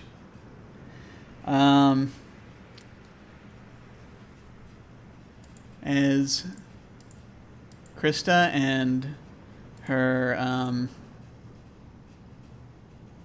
like 3 remaining guys, because I think you had a sergeant and then 3 soldiers basically, are heading over and across. And as you reach this thing that looks kind of like almost a cathedral, really strange thing. It's a buttressed thing made out of. It's not made from the stone the way that cathedrals are. It's made from metal and brick, it looks like, oddly shaped.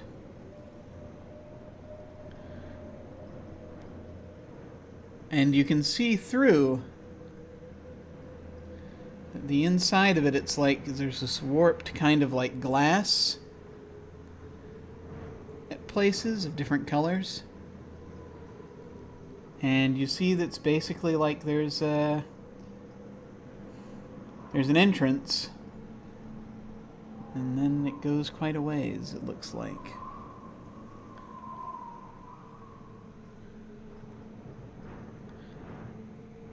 And I think it's as you are coming up to it, you see that Polaris is wanting to step inside. It's this way.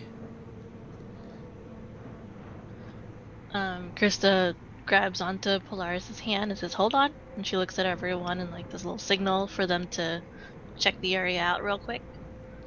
Yeah, they step out. Hal, you are getting over this hill, and you see this soldier come down. And he's like, "It's you again." Yeah, my plan went to shit. It's not your fault. Sorry. Just feeling a little. Where's Krista? She's over here.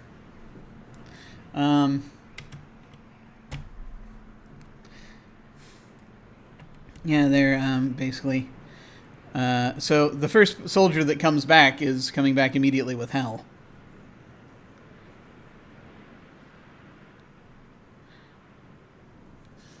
So you see the soldier followed by Hal, coming around the hill. Like, Krista looks over very confused. I thought you were gonna make a boom boom device. Yeah, so did I. But something's going on with Mother Superior and maybe Babs. Don't know. Couldn't get close. Felt a little. So I gave up. I'm gonna follow you now. Okay. Ready when you are. Pulls out a magnum. Your other soldiers. Hopefully, we don't have to use that. Why not? So your other soldiers are coming back around. They're coming forward. Yeah, it looks like the few of them are was trying to kind of bolt in this direction. I don't know if they're going to get here probably pretty quickly. It's like there are a bunch of them. And they're kind of nuts. I know that some of them are like their arms and legs are covered in blood. They've been fighting each other. In a trance of some kind. Krista looks at Polaris. Do you know anything about the trance? They're going the wrong way. They're going the wrong way. Which way are they supposed to go? Yeah. You're supposed to be where they're able to observe, but they're trying to control it.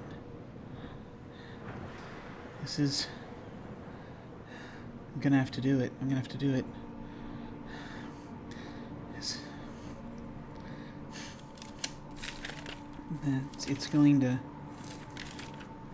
It's going to change.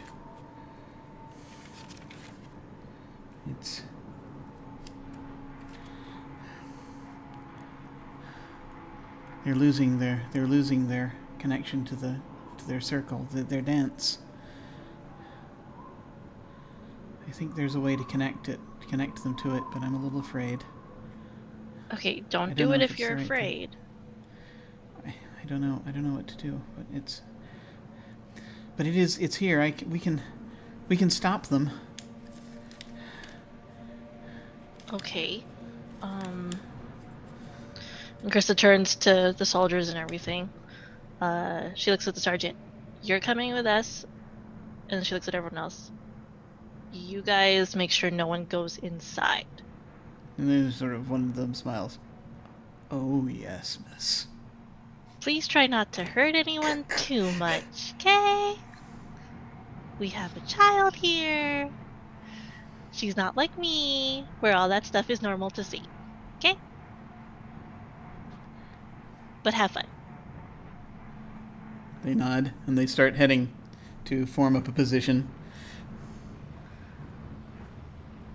And then she kind of looks at everyone that's still with her, Hal and the Sergeant and Polaris, and she says, Polaris, don't let go of my hand. And, lead the way, gentlemen.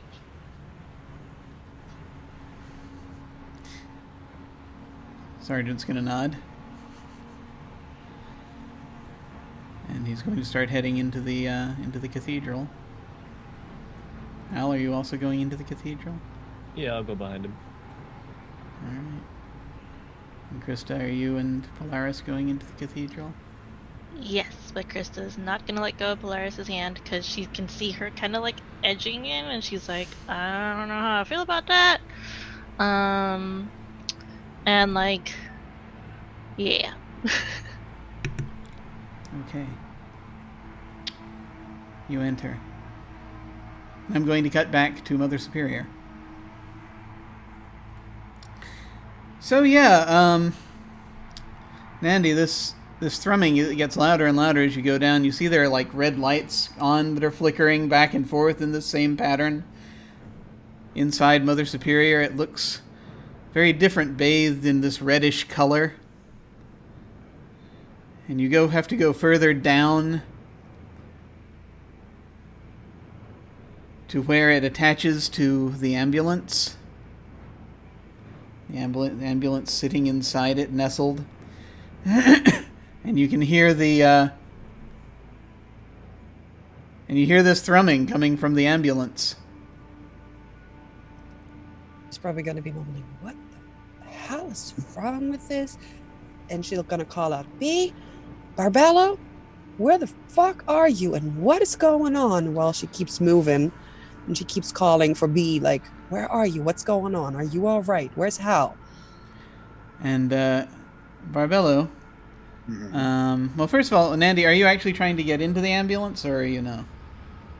Well, that's where I think B is. So, yeah. But I'm calling out to make sure that she knows I'm coming, because I don't know what's going on. So, Yeah, basically, there's a hatch you can open and go down into it. So Barbello, Yes. this person who you think you should know from somewhere, is saying now someone is coming to try to stop this lovely dance that we are doing, and I mean, as far as I'm concerned, we've done what we need. But if you want to keep it going, you can. You can, in fact, soon, if this keeps going as well as it does, you'll be able to reshape this one that's coming to see you. You'll be able to reshape everything. Is the bridge near? Yes, we're laying siege to it, my dear. Mother has always told me that the bridge was where the answers would lie. And isn't it terrible that she's been keeping them from you all this time?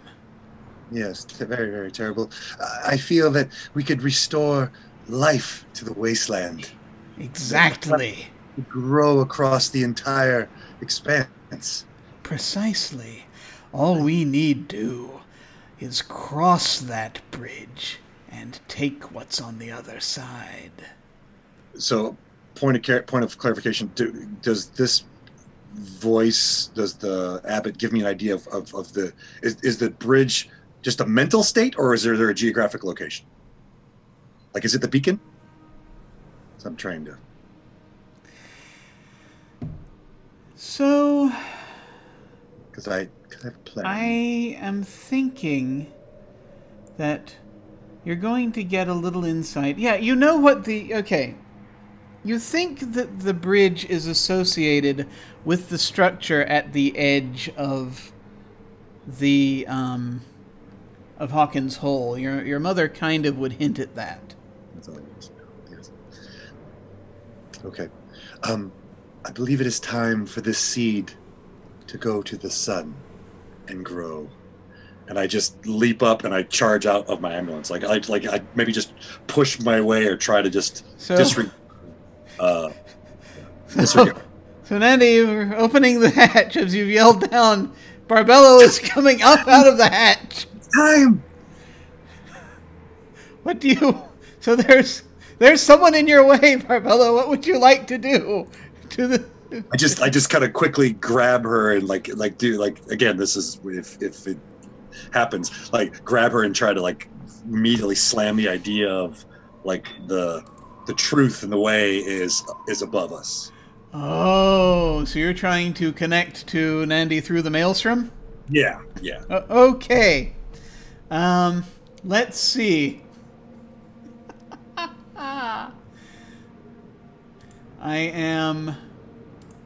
I feel as though, and if she doesn't present a physical obstacle to me, then I'll just go past her. Well, she's in the way. Okay. I just didn't know if she just kind of would. She's coming down. So, open it up, pissed up mom voice. Get your ass. So, what I kind of here's the thing. Yeah.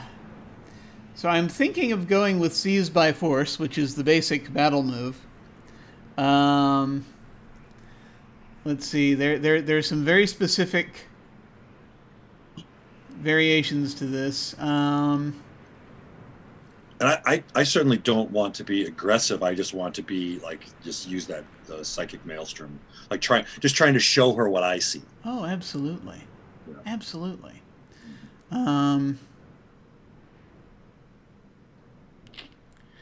So,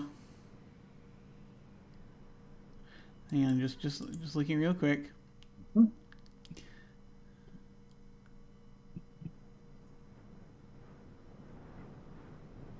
All right. Yeah, you're not actually trying to. Yeah, seize by force. Harm is generally the result. Yeah, I don't think it's really what we're looking for here. So what I'm going to do is, I'm still going to treat it kind of like a combat, and that you're each going to be making your own moves. Okay. But I kind of need to know sort of what your intention. Barbella, you've made your intention clear. I think we're going to use the reaching into the beyond again. Okay. I think opening your brain to the world psychic maelstrom. And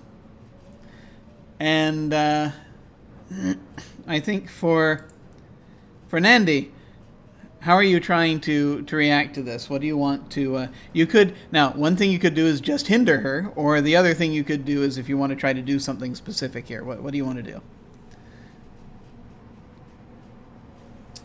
I'm guessing if I'm right there and she comes shooting out, I would probably just try to interfere with her getting away from me, because I'm probably thinking, where the heck is she going? What the heck is she on? And I will probably try to stop her from getting away to me so I can talk to her and figure out what's going on. Okay. So I think for this, I'm just going to have you, and again, you're not trying to inflict harm, so I'm going to say act under pressure for you. So when we do this, we're going to see who gets what, and kind of go from there. But both things will be happening. Okay, so here is my psychic maelstrom.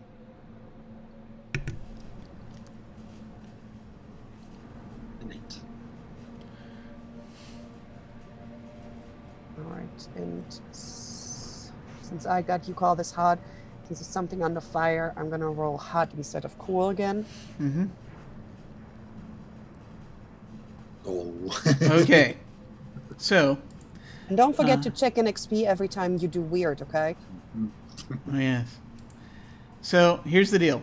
So Barbello, it's you're still going to get it. You get a partial success. To get an impression. Okay. But Nandi succeeded outright.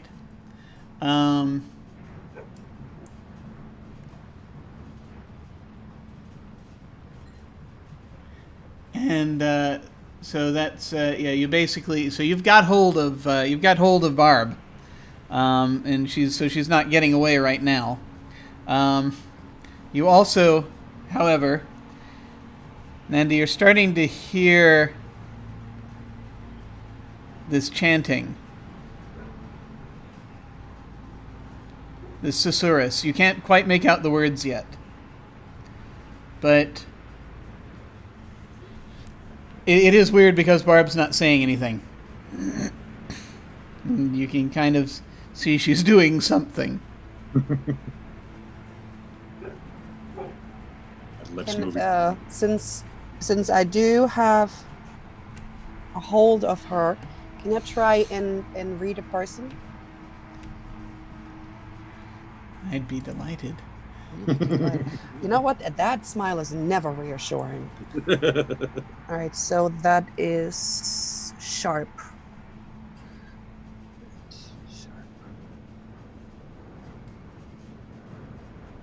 Partial, that's an 8. Okay, and so while you're interacting, you'll be able to get one of these questions. Yeah. Okay, so I can ask her one question. Yeah. Actually, I can ask the player one question. Mm-hmm. And just... come on. So, everybody knows. I think I'm gonna ask... how could I get your character to talk to me? Come with me to the light. Come to me to the light, and all will be made clear. I understand. So you're telling me I would have to follow you to the light. I would have to follow Barb to the light so that Barb would talk to me instead of just rushing away. Yes, I am not rushing anywhere except to the light. To grow. Right. Just remember you answering me as the player. Right. Because it says, you know, ask the player the question. Right. So yeah, if you, I will totally talk to you if you just follow me. I'm gonna go about maybe 20 feet up. That's it. Oh, okay, yeah. It's trying to, yeah. So it's what becomes clear to Nandy is that she's trying to just get out of the, into the sunlight. Right.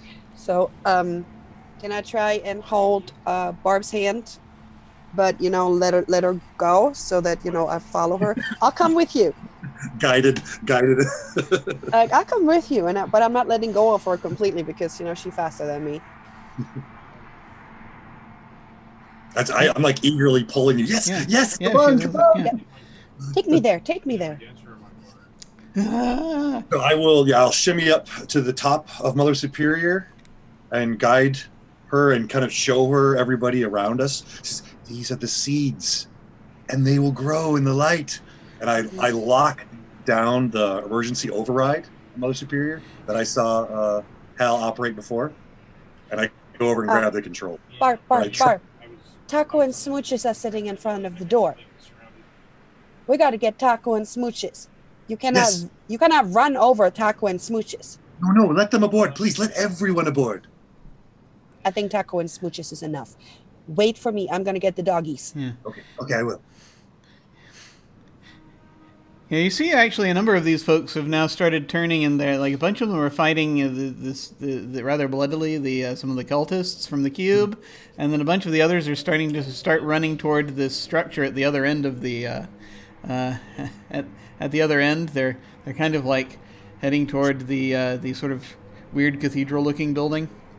What I is a cathedral building the beacon? I'm trying to clarify that too. Two different things. It's a couple of Close? stories tall. So these are the beacon that we talked about, and these are kind of coming to be the same thing. They could be. Okay. It's the only structure around here tall enough to house such a thing. Okay. So what I would like to do is throw Mother Superior into high gear, straight at the cathedral, and get everybody around. Seeds, come with me. We shall spread out to the world. Climb aboard. Couple of questions. Yes. Are you allowing enough time for the dogs to get on board? Yes. Okay. Absolutely. All right. Just checking. So like there's been that kind of pulsing rhythm of the engine. I want it to like increase and increase and increase, and then we'll pop it into gear. So DJ Barbello starts to rev things up. Right. Nandy, you get Taco and Smooches onto Mother Superior as this begins, and as you begin your glorious trek forward. I'd like to see ears flapping and tongues wagging in the breeze as we're kind of going. Yes, we're totally going all the way up there. Because I still want to ask her questions. Well, I need Barbello to, as you're trying to rally these people to come with you, as they're making their siege on the bridge, as it were. I think you're trying to get them to do something they kind of want to do anyway, but you're trying to get them to do it in a way that will be more effective, I think. So, I think we are going to have you seduce or manipulate. So you're going to need to roll with hot. Roll with hot. 9. Okay. Damage ensues. Need some concrete assurance corroboration or so you see that some of them are sort of running in the same direction, but they're sort of looking up and they're trying to figure out this guidance thing. They're kind of like they're trying to cry out, "Where is the bridge? Where is the bridge?"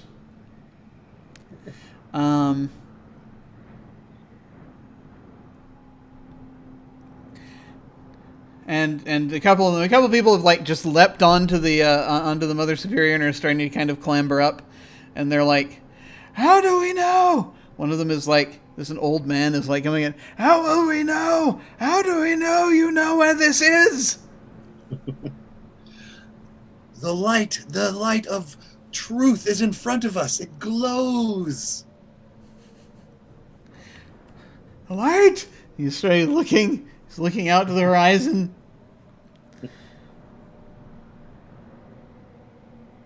And so it's a little haphazard as they're trying to see this light that you're talking about. Trying to focus. They're trying to figure out where to look. Is there something in particular you're pointing toward? Well, it's the cathedral. The cathedral shape. itself? Yeah. Yeah, that's close enough. They're like, "Ah!" They're heading. They redouble their efforts and they're starting to lay siege to the cathedral. Meanwhile, ram Mother Superior into the cathedral. Yeah. That's my. It'll take you a moment. You're getting across town. Mandy, you're climbing back up. As this is happening, you're bolting full steam toward the cathedral. And I'm going to switch over. I look over at Mandy like, see? It's right there. Barbello, what is a seed and why are we heading towards the cathedral? And what is this infernal noise? Is the thrum of the life pulse that goes through all of us and through Mother Superior. Mother Superior is alive. Okay, are the seeds Mother Superior's seeds? They are her children, yes. You are Mother Superior's child. Yes. I thought your mother was Miss Garda. No. She only brought me into this world. The one that brought me true life is the machine, the iron. Okay, and what are we doing at the cathedral? We will send a message out to the entire wasteland. And what is that message gonna be? The pulse of the machine is in all of us. We will grow. We will grow. Grow into what? Perfection. Define perfection. I'm working on that. It's everything coming together in every machine working perfectly and growing and happy. I love you, Bart. You are not a machine. Machines don't love. Don't you love Hal? Yes. Don't you love Polaris? Yes. Do you think Hal is not perfect? As he is? He is slightly broken. But that is another reason you love him. You want to change Polaris? You want to tell her she's not good enough for you? No, I want to fix her. I fix everyone. What if she doesn't want to be fixed? She will when she understands the pulse of the machine. What about Taco and Smooches? Oh, they're perfect. So, why would you want to change them? No, not them. Just the people. All of us. The animals are fine. It's us that are wrong. Look at this world. We've destroyed it. We've completely ripped it apart. And we can put it back together again. Okay. What happened that you realized this? Did you hit your head? No. I understood the plant. The abbot's plant. And How would you do that? Did you touch the plant? Hal touched the plant. Did you touch Hal? Touched Hal's brain. Are you telling me you cut a hole in your brother's skull? Metaphorically speaking, of course, yes. You are out of your fucking mind. Possibly. Bart? Bart? Get your shit together and turn off this infernal noise. Accelerator. Let's just floor it as much as I can. Okay. It hurts Taco's ears. We're gonna cut over. in the midst of this conversation, to the cathedral itself. And you, Hal and Krista, you're sort of walking through this. Polaris is sort of struggling to sort of move ahead as you see that this place, you hear this light howling. As you see this structure, it's like almost this series of archways that leads directly out, and beyond you just see the landscape beyond. Light comes down through these windows that are kind of like stained glass windows, the way they've been warped and shaped and recolored up high. As you look around and you see these skeletons of twisted metal that used to be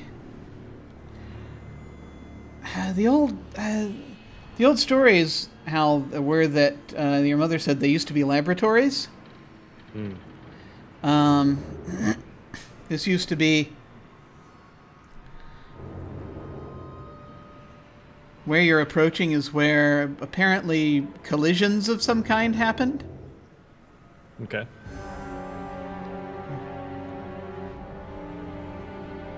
But it wasn't like a vehicular collision. It was like they were making tiny particles collide. Yeah.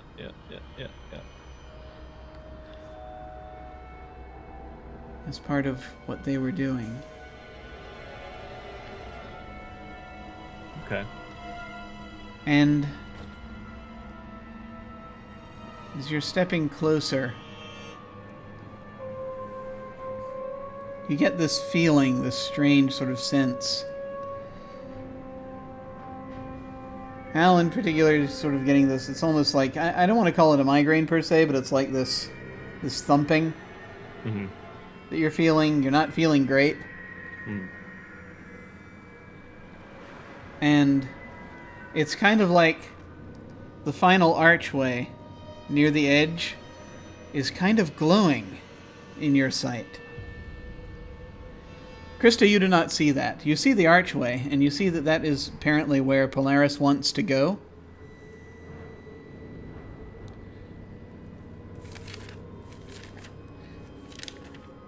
And,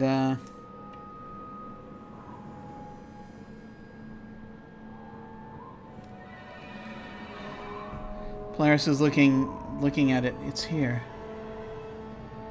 The bridge, it's here.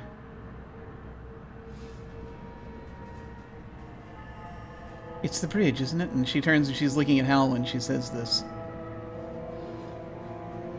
Seems that way. Yeah, your ma has talked about the bridge before. You remember that much. Okay. So yeah, I'd just say yeah. What are we here for? What are you here for?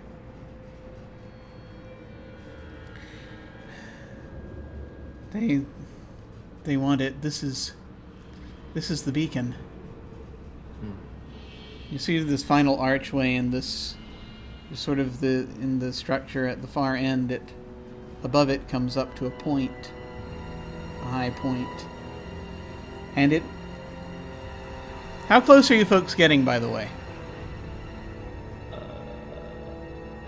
Do I get the sense that I could touch it without something big changing? Because I want to use things speak, but I don't know if I need to be like physically touching that to get a feel for it. Let me check things speak real quick. Sure. Is that what it's called? Things speak? It's a savvy head move, yeah? Yeah. Things speak. There we go. Alright. Handle or examine something interesting. You're going to have to get close. I don't think you're going to have to physically touch it necessarily. Okay. Yeah, I think I would. I think I would just kind of step really close and try to open my brain up and get a feel for it. Krista, you're going to notice that Polaris is trying to get close to it too. Do you allow her to do that? She's gonna ask Polaris, if I let you do what you want, is this gonna hurt you? I don't know if I want to. I'm not certain exactly what's going to happen, but...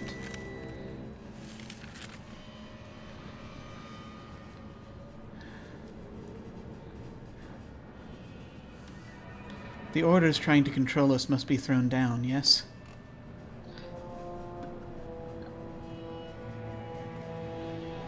That would help everyone. It would stop everyone, and I could... And just sort of looking over and just sort of... And she just sort of leans in quietly to say this, so that Hal can't hear. She just sort of is looking at Hal as she says it. I could save him and his sister. Krista looks at Hal and then looks at Polaris, and she like grabs her by the shoulder. She's like, remember what I've always told you? It's okay to do stuff for others, but think about whether or not it's gonna hurt you. I don't know this mind stuff. My expertise is with pew-pews. So, do you think it's gonna hurt you or not? I'm gonna change. Good or bad? I don't know. Okay. It's not... It's like I can't see it. It's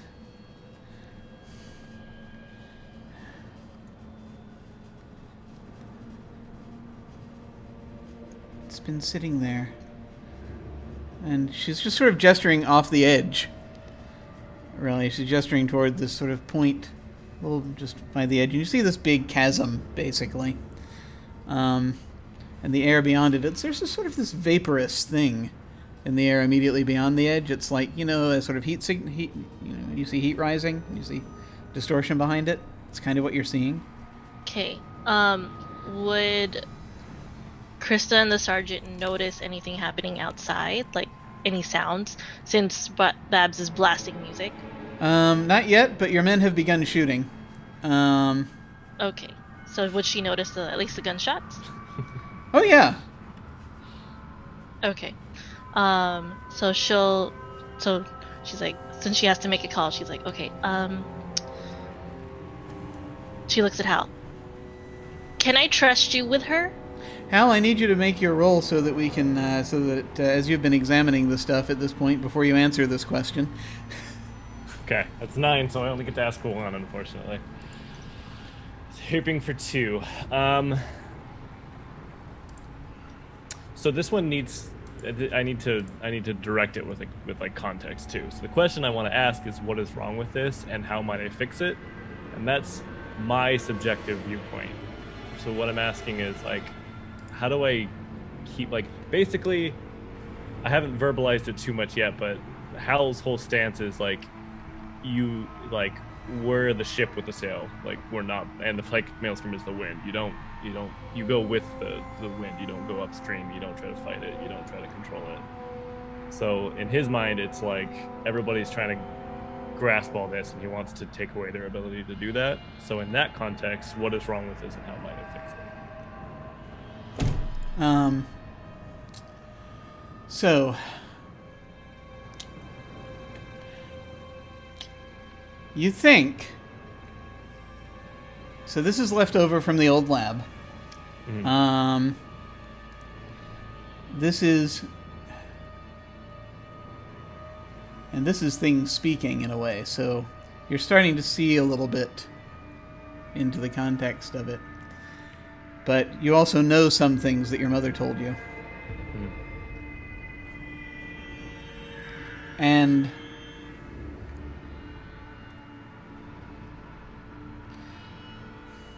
it's kind of actually, for a moment, like you can see her explaining it. She's standing on the edge. And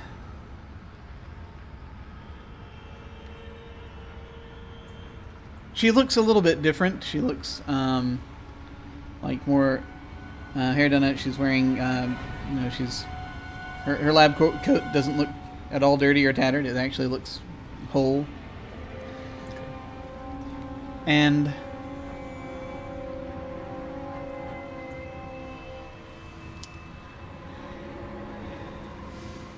this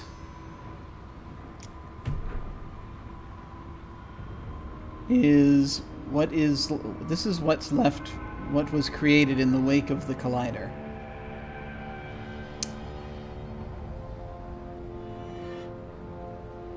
After what happened. Best we can determine, it can be used like a gateway.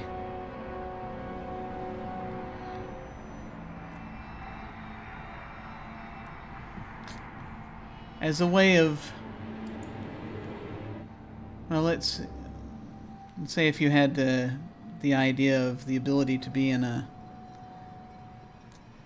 position to direct whether an option will be yes or no, sort of from a position where you could see it on the outside before even it becomes yes or no.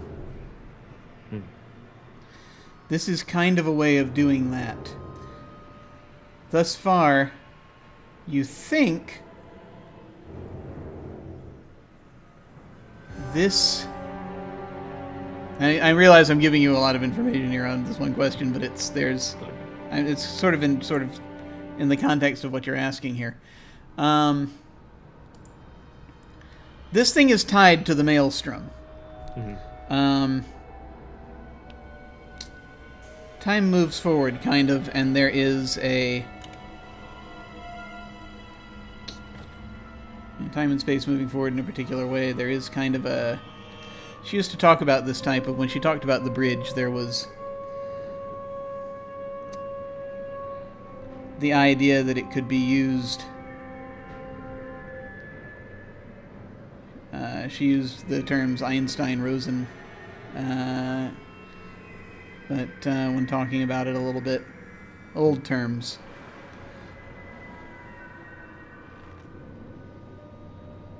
That allowed you to position yourself at different points, at least conceptually in time. It's like you would know what was going to happen ahead of time, or could see what happened already. Mm-hmm. And that the maelstrom itself, the way they dealt with the maelstrom, was to follow the harmony of this thing to create the circle of acumen, so that nothing happens to exploit the flow of time, as sensitive as it is in this area. Okay. So again, we're not talking about time travel. We're not talking about that specifically. It's more about perception than anything else. But it can also be manipulated to cause things to happen. Okay. So I guess is there anything that I can do to disallow people from trying to manipulate it? I mean, the only thing you could do to prevent anyone from using it mm-hmm. would probably be to destroy the thing. Okay. I mean, turning it, there might be a way to turn it off, maybe, but at the same time, someone could possibly turn it back on again. Okay. So, I mean, that's... There might be a way to prevent it from existing. Maybe? Your mom talked about a lot of different things. Okay. But short of doing some sort of weird trick with it to prevent it from existing, you could probably do something to physically destroy it. Okay. So one of those two things, maybe. Okay. So what did Krista? She asked me something. Yes. Now, zooming back out, Krista, what were you saying? Can I trust you with her? Because you know what's going on. I don't know what's going on. All I know is I need to keep you guys safe. Because she wants to do a thing. I don't know what the thing is. I'm not her boss. You know? What do you want to do?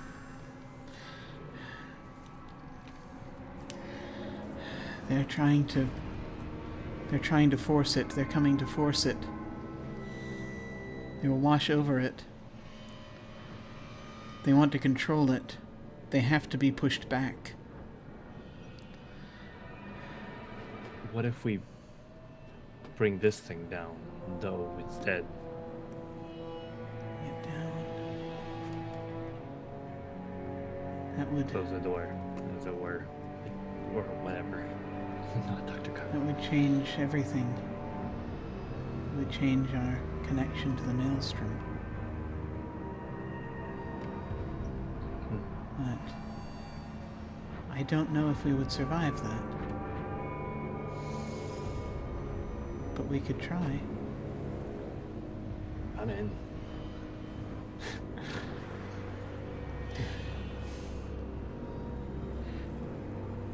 What do you guys want me to do? Because it's not really what I do here. I know we're supposed to do a thing so we can get the antidote. Right? It might be on the bullet list of what is going on here. I think that's gone down a rung or two. If she is, and actually the Polaris is looking up. She says, "It's true. If I connect to this, as I was thinking to do, and change things, I could save you." But what would happen to you?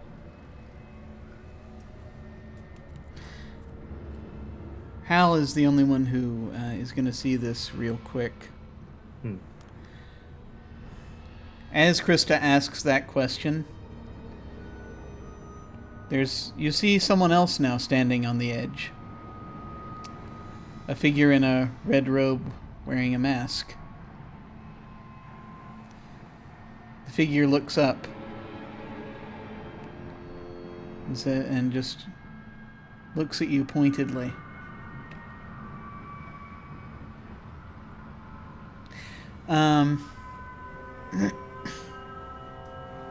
And at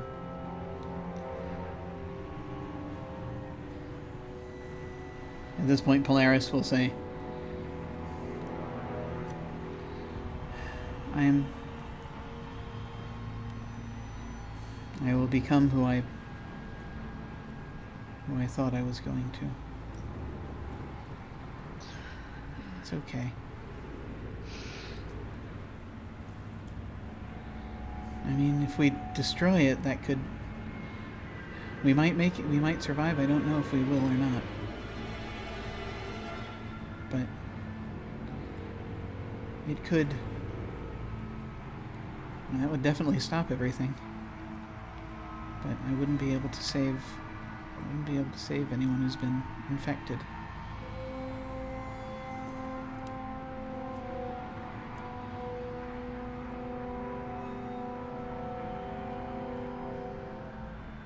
Got my vote.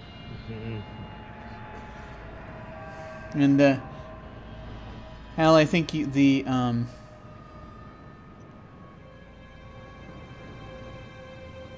kind of hear this carried on the wind from the figure standing there.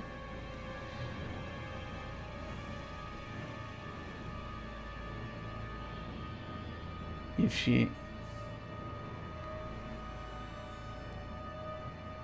she does it, I will protect her.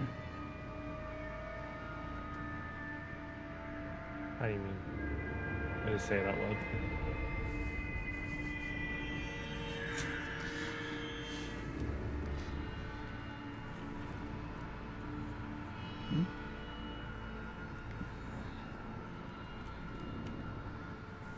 Yeah, that's what you hear. Fuck. I'm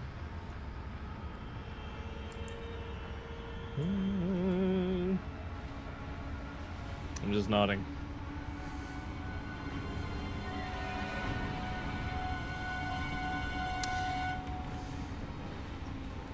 Krista's like getting really like upset and like frustrated because she's a very linear thinker. And she's just so she's frustrated because she's like, okay, it sounds like we can stop this thing, but if we stop it, then the whole point of why we came here, everyone's just gonna die. Or we can save everyone, but we don't know what's gonna happen to Polaris, and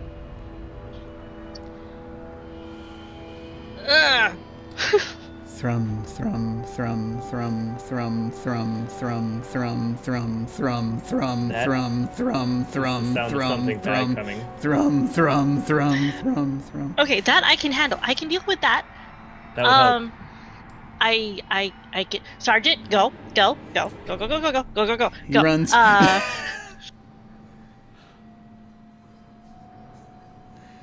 She just looks at Polaris. Look, I've always told you this whenever we have our secret sleepovers, okay? You need to trust yourself.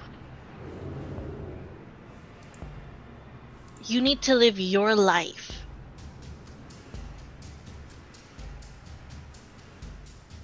If someone else is telling you to do this, to sacrifice yourself, that might not be the best bet. You need to do what you think is right, okay? I will protect whatever decision you make. Hal will help you. And she looks at Hal like, you're gonna help her. And so whatever decision you make, I am here for you. Giant is here for you, and Hal is here for you.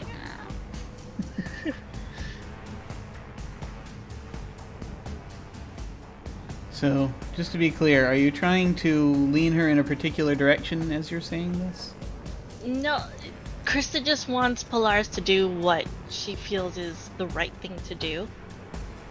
Because her whole entire life, or that Krista's like noticed throughout the years of spending time with them, is that Polaris does whatever she's told, except for the times that she sneaks off to hang out at the travesty.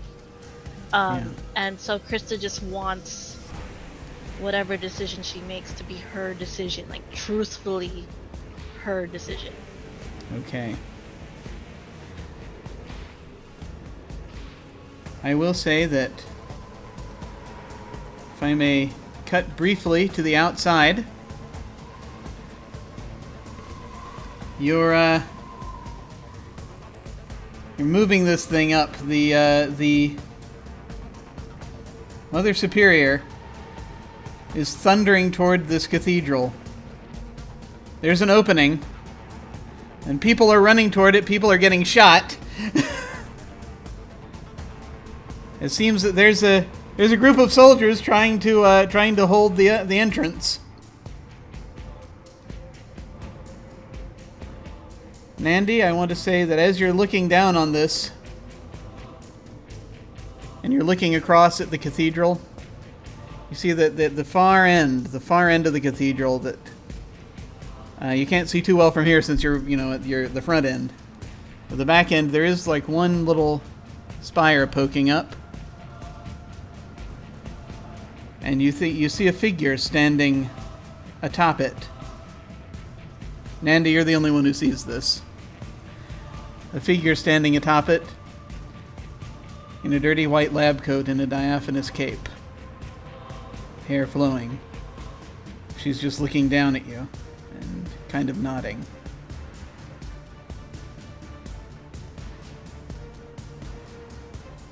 What's Mother Superior doing?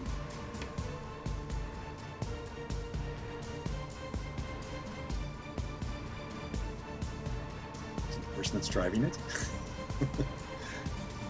Full speed ahead, and I'd like to have my cinematic moment as we close of just like letting the controls go, arms outstretched.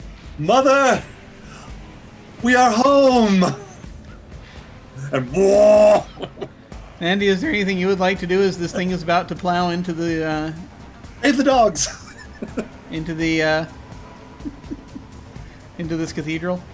just put my arms on the dog and hunker down and say, everything will be all right. Everything will be all right. And then look up and say, B, you're a fucking nutter! Okay. Can I interrupt with a move? Oh boy. What would you like to do?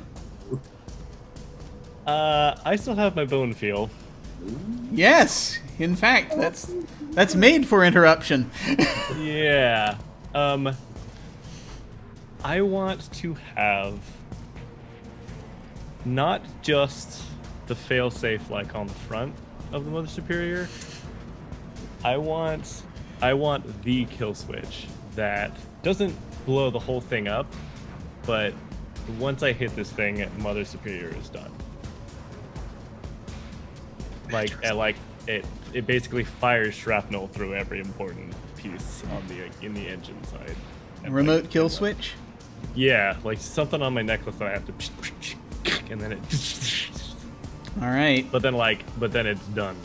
And no more Mother Superior. Because I hear Mother Superior coming, I hear this thrumming from the inside. I don't know that Babs is in it necessarily, but I know that this thing is on a crash course trajectory. Okay.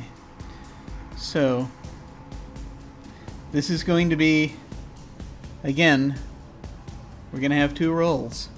Okay. This time, I am going to have, Barbello, I'm going to have you seize something by force. Because you're going to cause some harm to this building, one way or the other. Okay. Yeah. And perhaps a few of the people in the way. Should I add my history with Hallelujah?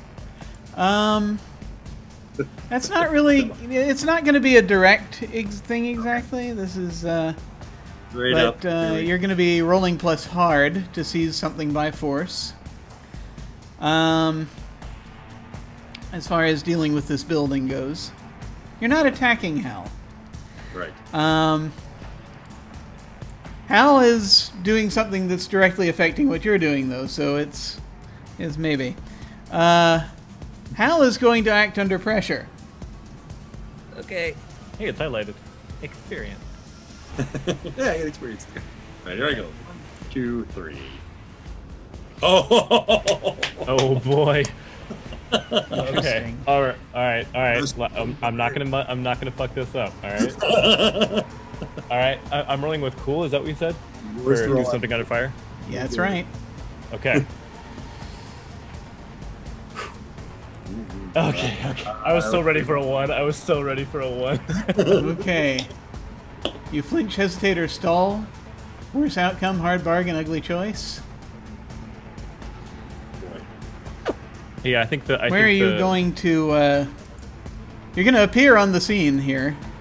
Are you going to appear at the doorway, or? Oh yeah, maybe that's the hard choice. Maybe I have to be really close to stop it. You got to be close enough for it to accept the signal. Yeah. At 3, I see my brother standing at the doorway. Yeah, so as I hear the thrumming and the engine and the noises coming out of it and the people screaming as they're coming in, he's like, okay, yeah, okay, and he just like reaches under like his like jacket and everything and pulls out this just little, looks like a little crypto whatever thing. And he's like flicking it open, pulls it out, and he like runs out, the full speed, rips off his poncho, runs out through the front door, and just dives for the Mother Superior and hits the button and just basically tries to slam onto it, and like might go under it, might slam against it, but he just wants to be as close as possible when he hits this thing and kills it. Briefly, I will say there's a quick cut inside. Krista, you see that Polaris is noticing that that's happening over there. She is running to stand under the arch. She's crouching down. She's picking up something made of metal. She's just looking at it. Nandi. Hal is leaping forward, getting ready to press down on a kill switch. As this thing loses all control and is starting to plow into this building. Time seems to slow for you for just a moment. Nandy, and you see, standing on a near spire, again. You don't know how she moved so quickly, but you see Dr. Gaga looking down, and you hear in your head, I can do this once, but you must choose. Do you want to be in both places right now? I think that would be a good idea.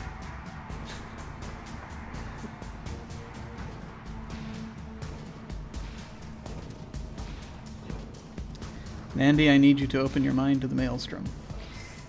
All right. Oh, look at that. If I roll that, I get to add an improvement. After I roll, right? Yes.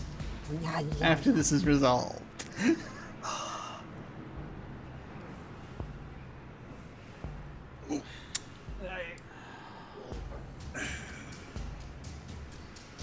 I have a -1 on that. No. Okay. For a brief moment, as this vehicle is colliding into the side of the building,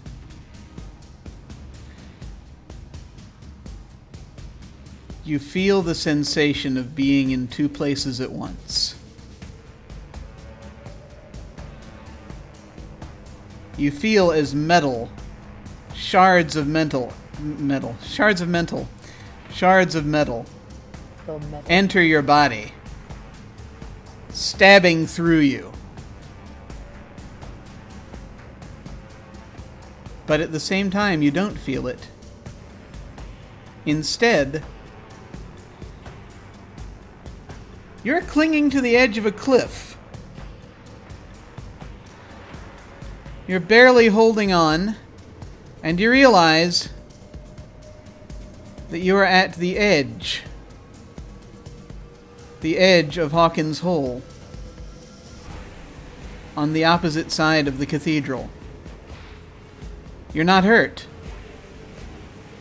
but for a moment you felt shards of metal enter your body and everything went black.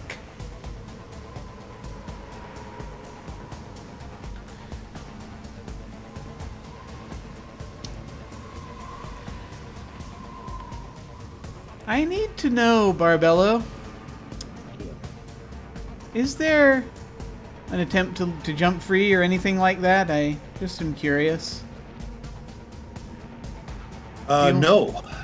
I wanted to fully embrace Mother's return. All right. So, this thing slams in to the side of the cathedral. Bars of iron and glass slam through your torso. You are taking 3 harm.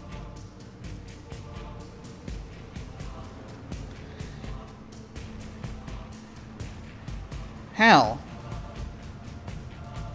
Yes.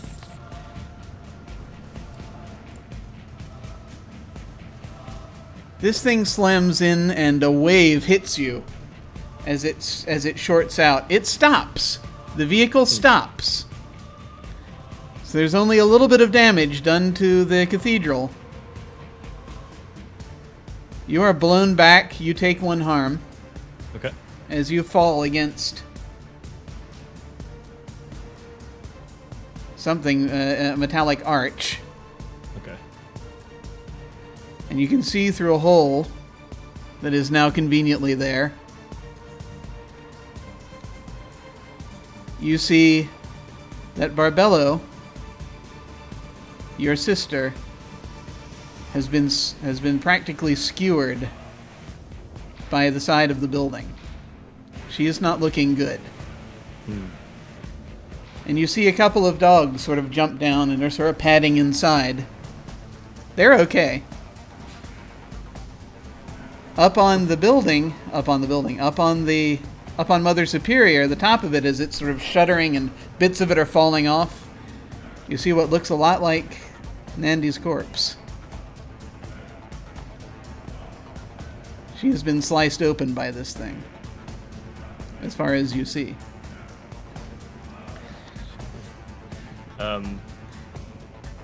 Yeah, I think if I have a moment, and just kind of like look back to the cathedral and kind of in a daze start climbing up the Mother Superior and like just get near Barbello and just kind of like sit down and like lean back against the like window or windshield or something like that. And just kind of like look over and I'm like, told you I didn't like you getting into the weird stuff.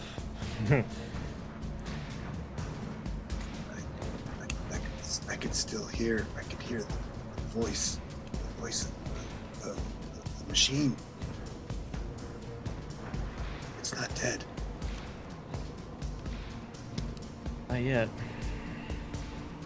And then I just kind of like wait for whatever is gonna happen with the letters to happen. On the other end, Krista,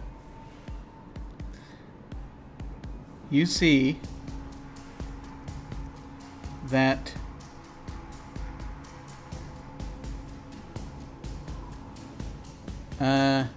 you see Nandy actually sort of suddenly has appeared on the edge and is sort of struggling up over the rim of the she's holding on for dear life. She's suddenly, it's like on the other side. Nandy is like just, she's not very far away from you. Is clinging on to the edge of the on the edge of this precipice somehow.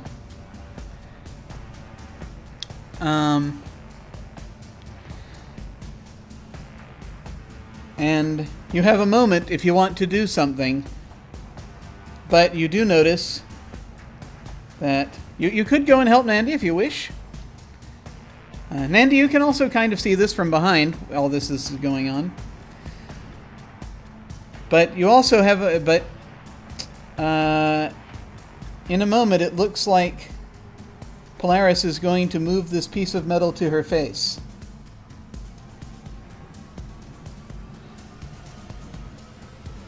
Do you do anything? What do you do? Krista, because of all the noise that just happened, she like whipped out her gun and her knife, and then she like does a double take, sees Nandy, and looks at Polaris, and she's like, and it's like, okay, I'm trusting her, and like, because this is Polaris's decision, that's what she told herself, so she goes running over to try and save Nandy. Okay. You dash over.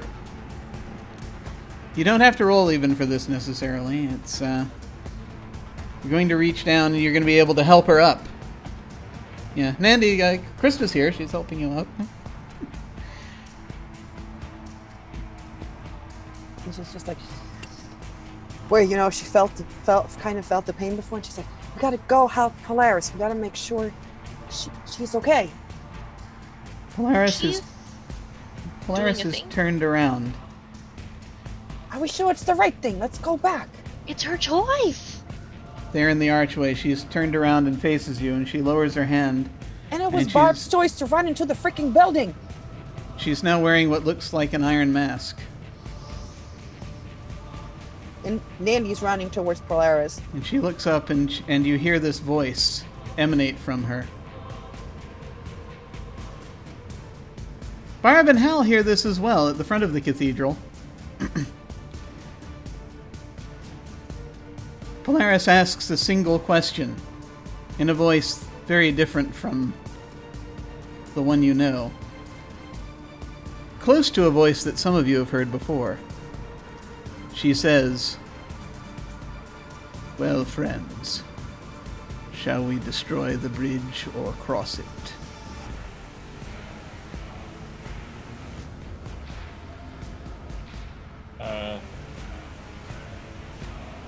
Hallelujah just like kind of smiles and is like, bring that motherfucker down! We're fucking going nowhere. I need all of y'all here. That's our family. Krista's looking at the entrance to make sure no one's coming in. The cathedral is shuddering.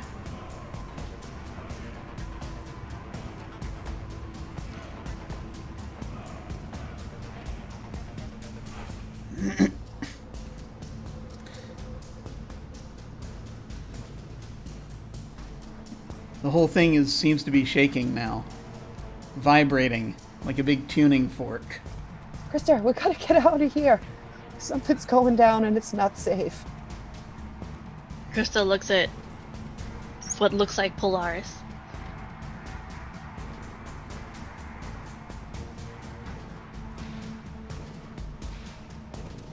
There's a question. Giant. Shoot. Giant! Krista like runs over to like get the backpack. Like cuts off the backpack. Like looks at the mask at Polaris. Remember, it's your decision, not whoever, whatever. I don't know who I'm talking to right now, but Polaris, if you're in there, this is your decision. I need you to... I just need you to do something under fire. Okay. Oh.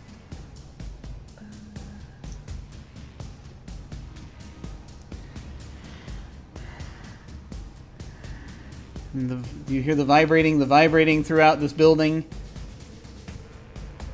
And then it stops. And you hear her say in her own voice, "You're right."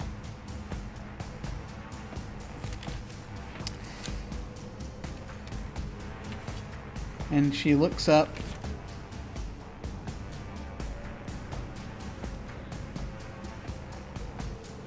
She nods.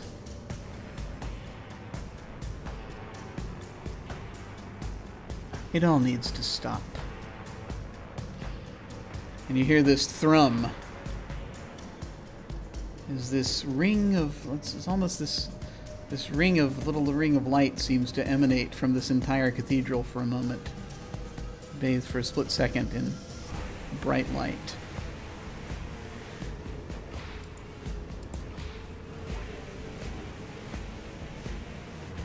And then everything goes quiet.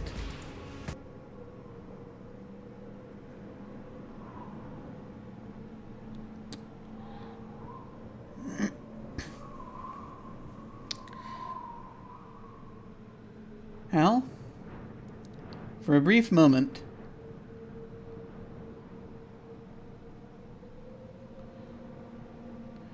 you hear next to you, "No act of betrayal, then." Betrayed?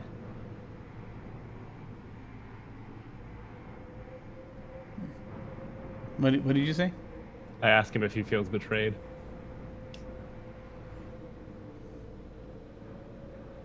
Oh, very good. You fucking suck. Hmm. And I'm just holding Barbella's hand now.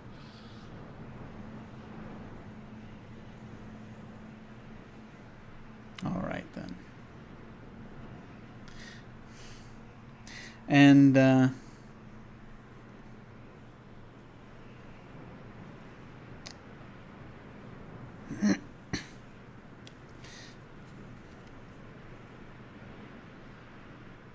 you will,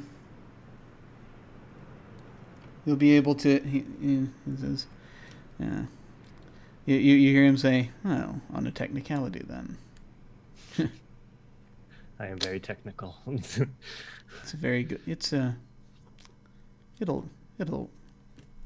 do. Though you've much to learn. You can see now someone, sort of, it's like a phantom sitting next to Barbella, trying to whisper in her ear even now. and it's sort of resolving itself into the figure of Abbot Flynn.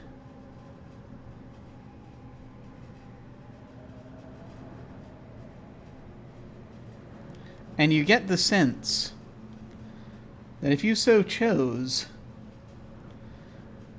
you could affect this thing through the maelstrom. In a mortal way? Oh, indeed. Okay. I kind of look back over to see if the Iron Mask Man is still near. No, he vanished when he snapped his fingers. Cool. Alright. I kind of look back over. I looked down at Barbello. Is she still alive? She's still breathing? She's hanging on right now. You haven't separated her from the building yet. That's probably going to take some doing. Yeah, okay. I kind of just squeeze her hand reassuringly, and then I look over to the silhouette, the figure, the Phantom. Like, see you in hell, Abbott. And I just, whatever I can do, whatever I can snuff out his life, make him explode, set the whole thing on fire, whatever I can do. How do you imagine it happening?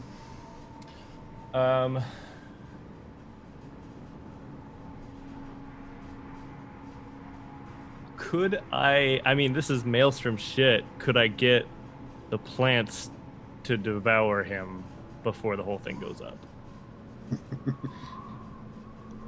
Quite. I think that would be excellent. You imagine, basically, you can imagine vines creeping up all around him and yanking him down. Awesome. This is what you see happen. Barbello, that voice is torn from you.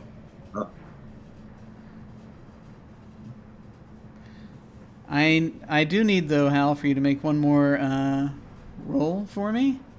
Okay. Because I want to see just how effective this is. In other words, if it has any additional effects. And this is, again, the opening your brain to the psychic maelstrom. Okay. Oh man, I almost got one improvement. Okay. I'll take it. I'll take a 7. Okay. So.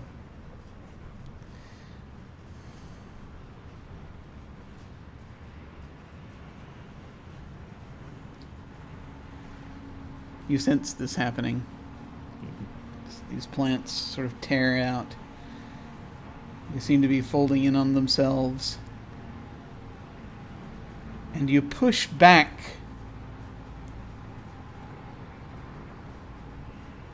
you feel yourself pushing back their hold on you. You've bought yourself more time now. Okay. And you've bought Barbello more time. Good. And the others who were infected. It will now take a lot longer for the poison to kill you. It's a psychic poison. Interesting. And often redirects things. Maybe enough time to figure it out.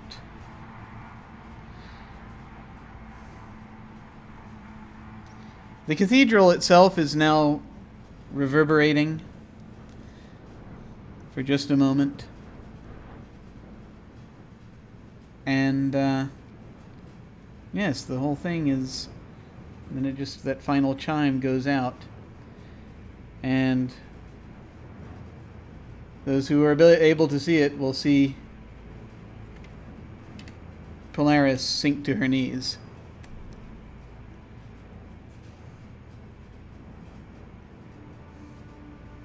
She takes off the mask.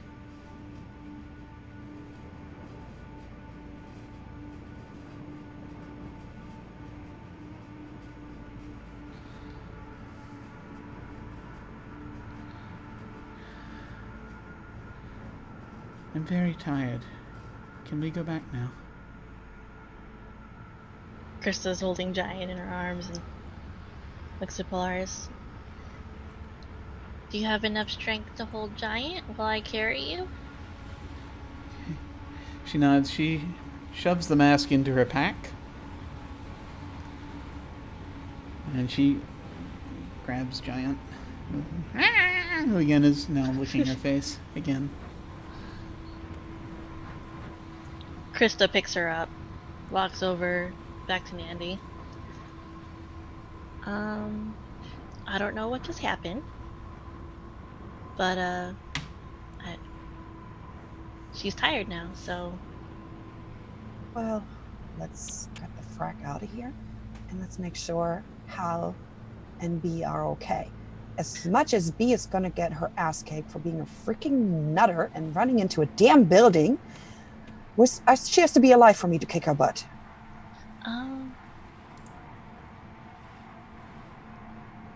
She drove? She drove, and she thought she was a seed that in the light would crow and that she could hear the machine talk. And I told her she was freaking nuts, and then she ran it into the building. But how about we get out of here, because I'm kind of over it and I need a drink. Okay. And the last thing I saw was kaboom, and I think Miss Gaga saved me, because whatever. Let's just get the fuck out of here, love. Okay, lead the way. So, there is another there are other ways out of the cathedral. It's not that, round the front of the cathedral, you'll note that, Hal and Barbello are there. I think Hal and Barbello are probably quite surprised to see that Nandy is alive. Nandy, I think you're quite surprised to see that you're also dead in the back of Mother Superior.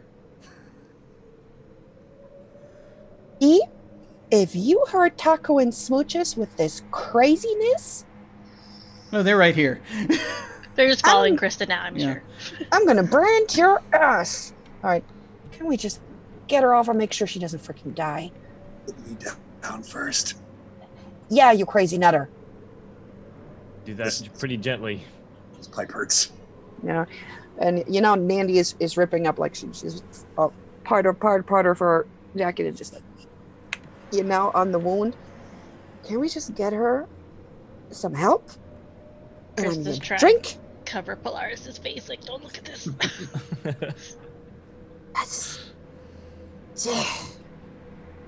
And I'm thinking, so Mother Superior the ambulance is still in there, right? Yeah. Are we able to get the ambulance out and leave for now? Leave Mother Superior where she is until we can fix her. It's still down there, so yeah, you can get it out. Hal, go get the ambulance. Go get the ambulance. I'm gonna keep some pressure on this, and we're gonna ride the way back home. The normal way. After a bit of time, you're able to work out getting Barbello out from her position, applying pressure. It's going to be touch and go for quite a while, but you're able to keep her wounds from getting worse. Bully her into surviving so I can kick her ass later. You all can ride in the ambulance without the need of a driver. You just tell it where to go and it goes there. That's the beauty of it. Outside the cathedral, many people lie dead. You note that a good portion of the villagers now, it seems like almost like a third of them are dead. The rest of them seem to be waking up as though from a dream. Many of the cultists, as you reach back toward the cube, many of the cultists are dead. And you note lying at the foot of the cube, as though hurled there from a great height, is the Patriarch, who has also been slain. Michaela, the Matriarch, looks very worse for wear. But she is being protected by those few cultists that remain. But she looks as though she has been severely injured.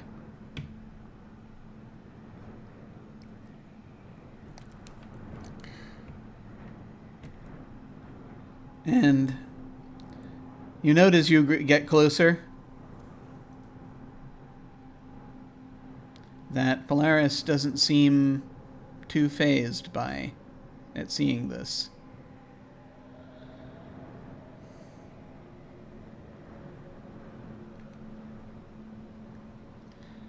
And you hear her just sort of saying as you pull closer to the caravan. Their figurehead is gone.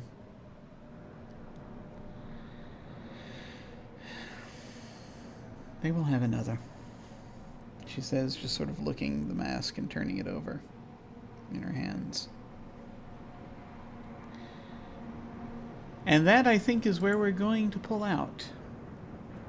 All right. Away from this. We're going to do a quick little montage that comes at the end of this, as we're going to see one final little sliver of everyone's fates. I like to do this, you all know this. That sounds fun. As we go around, I'm going to ask each of you what the last thing we see, as though this were a film, the last thing we see happening with each of your characters. I'm going to go around again the usual order. What is the last we see of Krista? Krista goes with her dad's little army. You see her back at the Abbey, threatening with many guns for the antidote. It's the last thing you would see her doing, is getting the antidote for her friends. Well, seems the abbot was consumed by his own plants, so seems it's all right. Yeah. There is no resistance.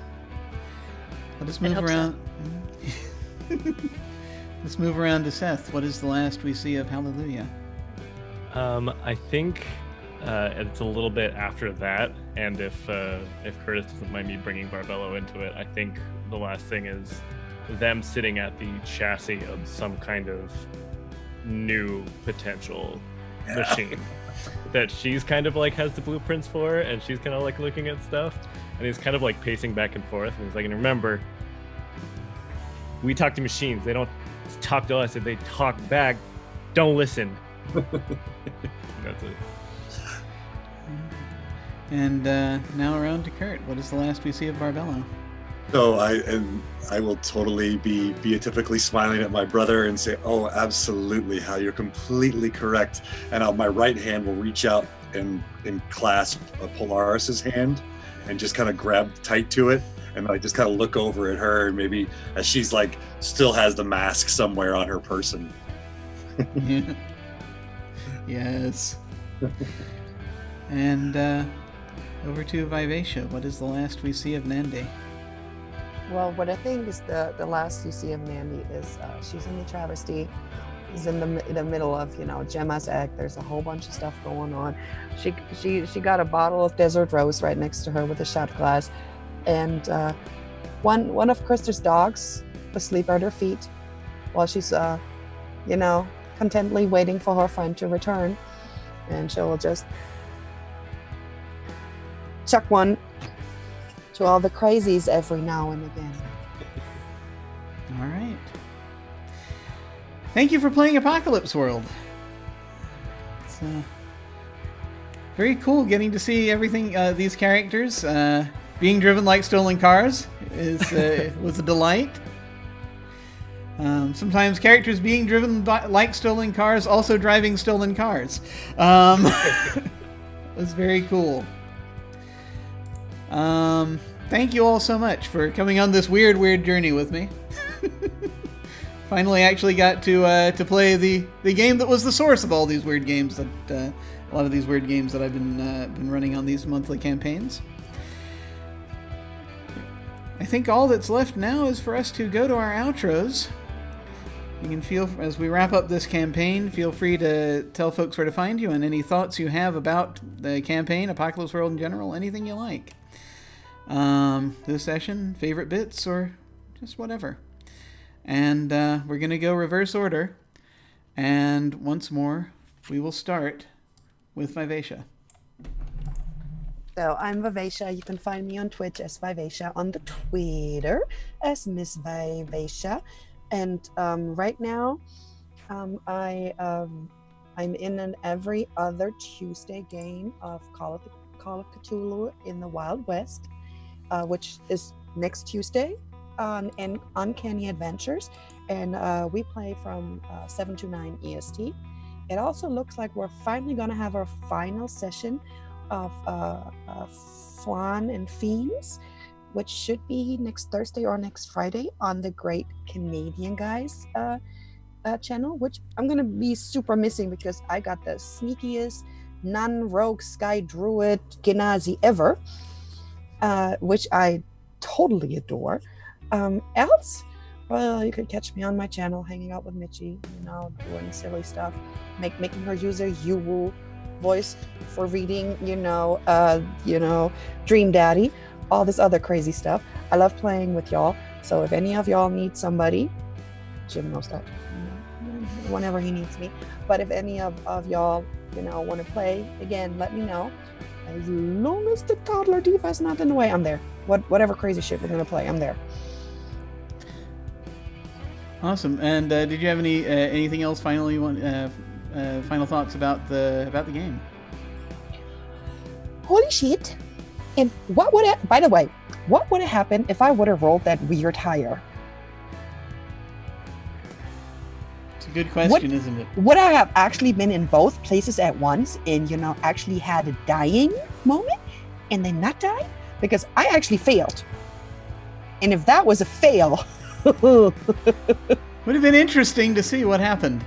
Yes, that is gonna haunt me. 2 madams. You'd have had a little more control over where you would have landed.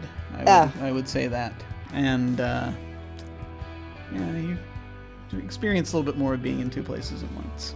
That would have been interesting. Now I just got to figure out how to make actual desert rose. That's a good question. Thank you very much for playing. This was a lot of fun. And I liked Nandi, just the whole concept, and just the way she was trying to wrangle folks and these chaotic children. It was a delight. Over to Curt. How you doing?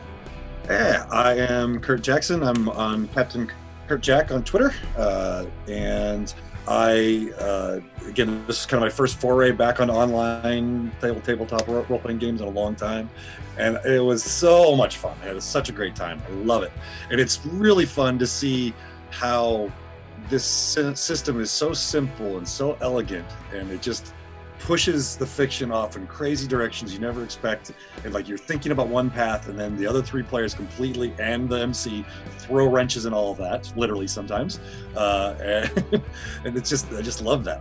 I love the way that it throws your mind in different directions. So it was a lot of fun, and I was very impressed with how everybody got a really nice chance to kind of push the story with their character. Like, it was a really nice spotlight time for everybody, so it was a lot of fun. So yeah, I am eagerly awaiting the next opportunity. Yay! Thank you so much for playing this. I'm so glad that I got a chance to play with you again. It was basically some time ago, back during the ancient days of G+, Curt ran a streamed game for me. And I'm now so happy I finally had a chance to return the favor. So I very much appreciate it. And Barbella was awesome. Very metal. Glorious! Glorious! And we're going to head over to Seth. Hi, I'm Seth David Andrew Hubbard. I am on Twitter at Ascender, _Ascender. I'm also on Twitch, the same thing. And I'm going to be running a game called Hark on Off the Table starting March 13th. I believe Friday the 13th we're going to start. And I pitched that game originally in shorthand as if Hayao Miyazaki's grandson remade Adventure World as a JRPG. So we're going to see how that turns out. I'm excited for that. Also playing Koli Kitamura on Cape Lorelei in Urban Shadows, and that's a podcast that's been going on, and that's been really great. So should check that out too. This was so much fun. I was so freaking excited to, because it's the same, like, I'd been playing Powered by the Apocalypse games. I never actually got to sit down and play Powered by the Apocalypse, and it was nice to see where everything came from and get kind of that viewpoint. And there's a lot of things that I really like about this system, specifically as a Powered by the Apocalypse game. And with our game specifically, I loved the rolling troubadour feeling, like kind of going between all the buildings and stuff like that, and kind of being together but not trusting everybody. I thought that was a really cool theme and vibe. I loved Barbella losing her damn mind. I thought that was so much fun to like experience and fight against, and yeah, I don't know, I just had a really good time. It was great. So thanks for having me on. I appreciate it. It was awesome. Hal was a great character. I loved seeing he's trying desperately to keep everything under control. I didn't know which way Hal was going to go until we got very close to the end. I was trying to keep an eye out for like something really hard to latch onto, and then my failsafe was like, if I don't see a really good opportunity, I'm just gonna tell him to go stuff it and see. Nice. And see. I thought he was gonna like Dr. Manhattan me or something, but I like that he was like, technicality. Yeah, cool. You got it. Yeah, that works. That works. That was really good. I love that. And finally, over to Michi. Hello! I am Michi, also known as Witty Michi, which you will discover on my Twitter and also here on Twitch. I stream a variety of games. I don't have a very set schedule at the moment. I'm working on it. Life is crazy. But yeah, you'll see me for sure on Thursday, Team Fight Thursday, so I play Team Fight Tactics on Thursdays, for sure. And I'm actually about to go into a D&D game soon, so that's gonna be fun, where I play a bard. But I had a lot of fun. This group was super duper fun and crazy, and I was like, oh my god, I'm sweating. Like today I felt like I was like getting kind of sweaty because like they were stressing me out, and I was like, what do I do? Because like Krista, like how I wanted her character to be, is very like straightforward, rebellious, you know, like this is like she wants nothing to do with the Maelstrom, so like she's in this position where she gets to pick what happens to the Maelstrom, and she's like, what? I don't and so I thought it was fun to kind of, I felt like the best approach was like, if Krista can't be rebellious, she's gonna make Polaris rebellious and just be like, do what you want. What do you want to do? Who cares about everyone else? Just do what you want, because that's what I do. That's my solution to everything. What does Krista want to do? So yeah, it's great, and like I appreciate that I got to have doggies very, very much. My favorite thing about today, I just want to like add one thing. My favorite thing about today's session is it a male or a female? Yes. I was like, well, oh, okay. that was my favorite part of today. That was the thing. Dr. Gaga couldn't say that she was talking about her children, but she couldn't say it because it's sort of you're kind of opening the box at that point, and she didn't want to do that. So I have no idea if it has any truck with actual quantum theory, but I tried to throw as much in there as I possibly could. Plus, oh yes, by the way, that quote at the beginning, that was from Lady Gaga. I was amazed to find she actually had a quote about quantum physics, so there it was. I was very pleased with that. But yes, Crystal was freaking awesome. I cannot say enough how incredibly awesome Crystal was. I love her so much. It was so good. And also, thank you for introducing me to the world of French bulldogs. I will never be the same.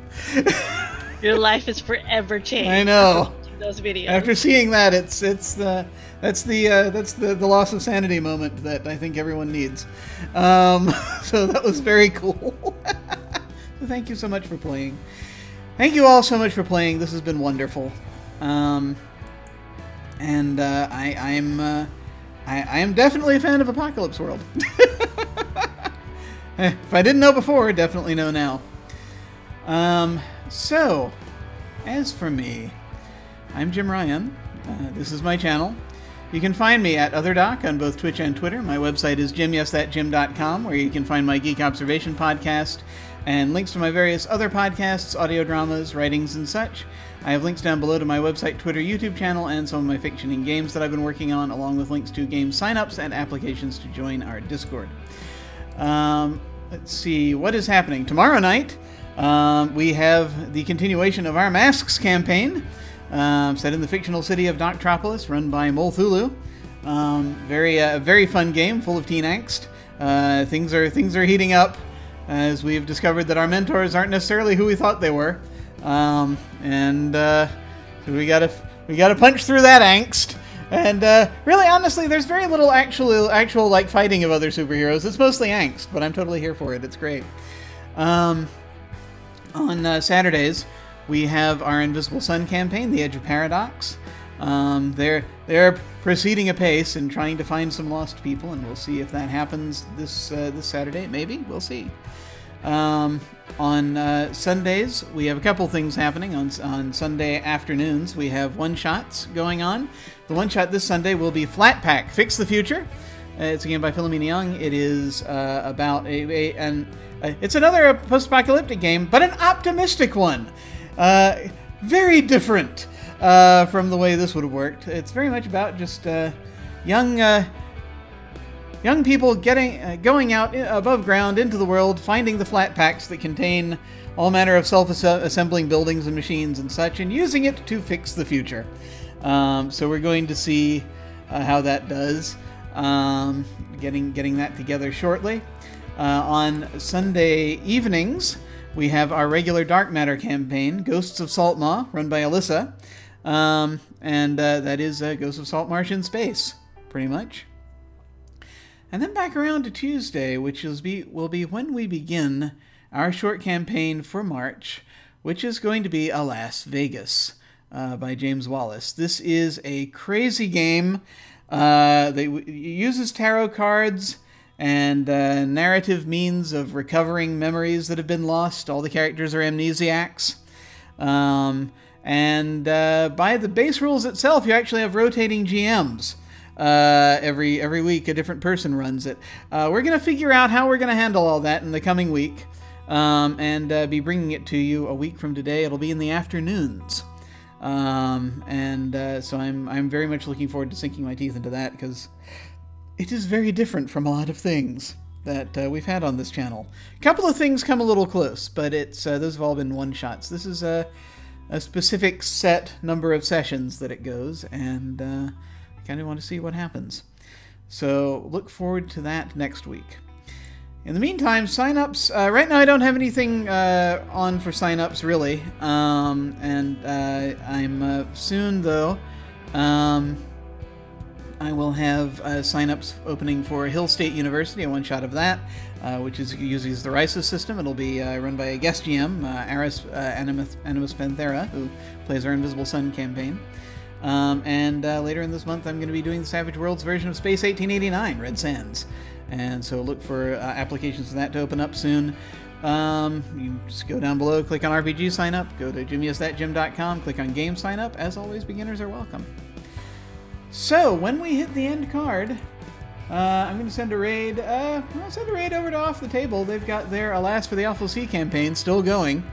So we're going to go over and say hi to them. Feel free to hang on if you so desire and say hi to them with us. That again will be when we hit the end card. In the meantime, folks, thank you all very much for watching. Take care, and I will see you all of a sudden. Farewell.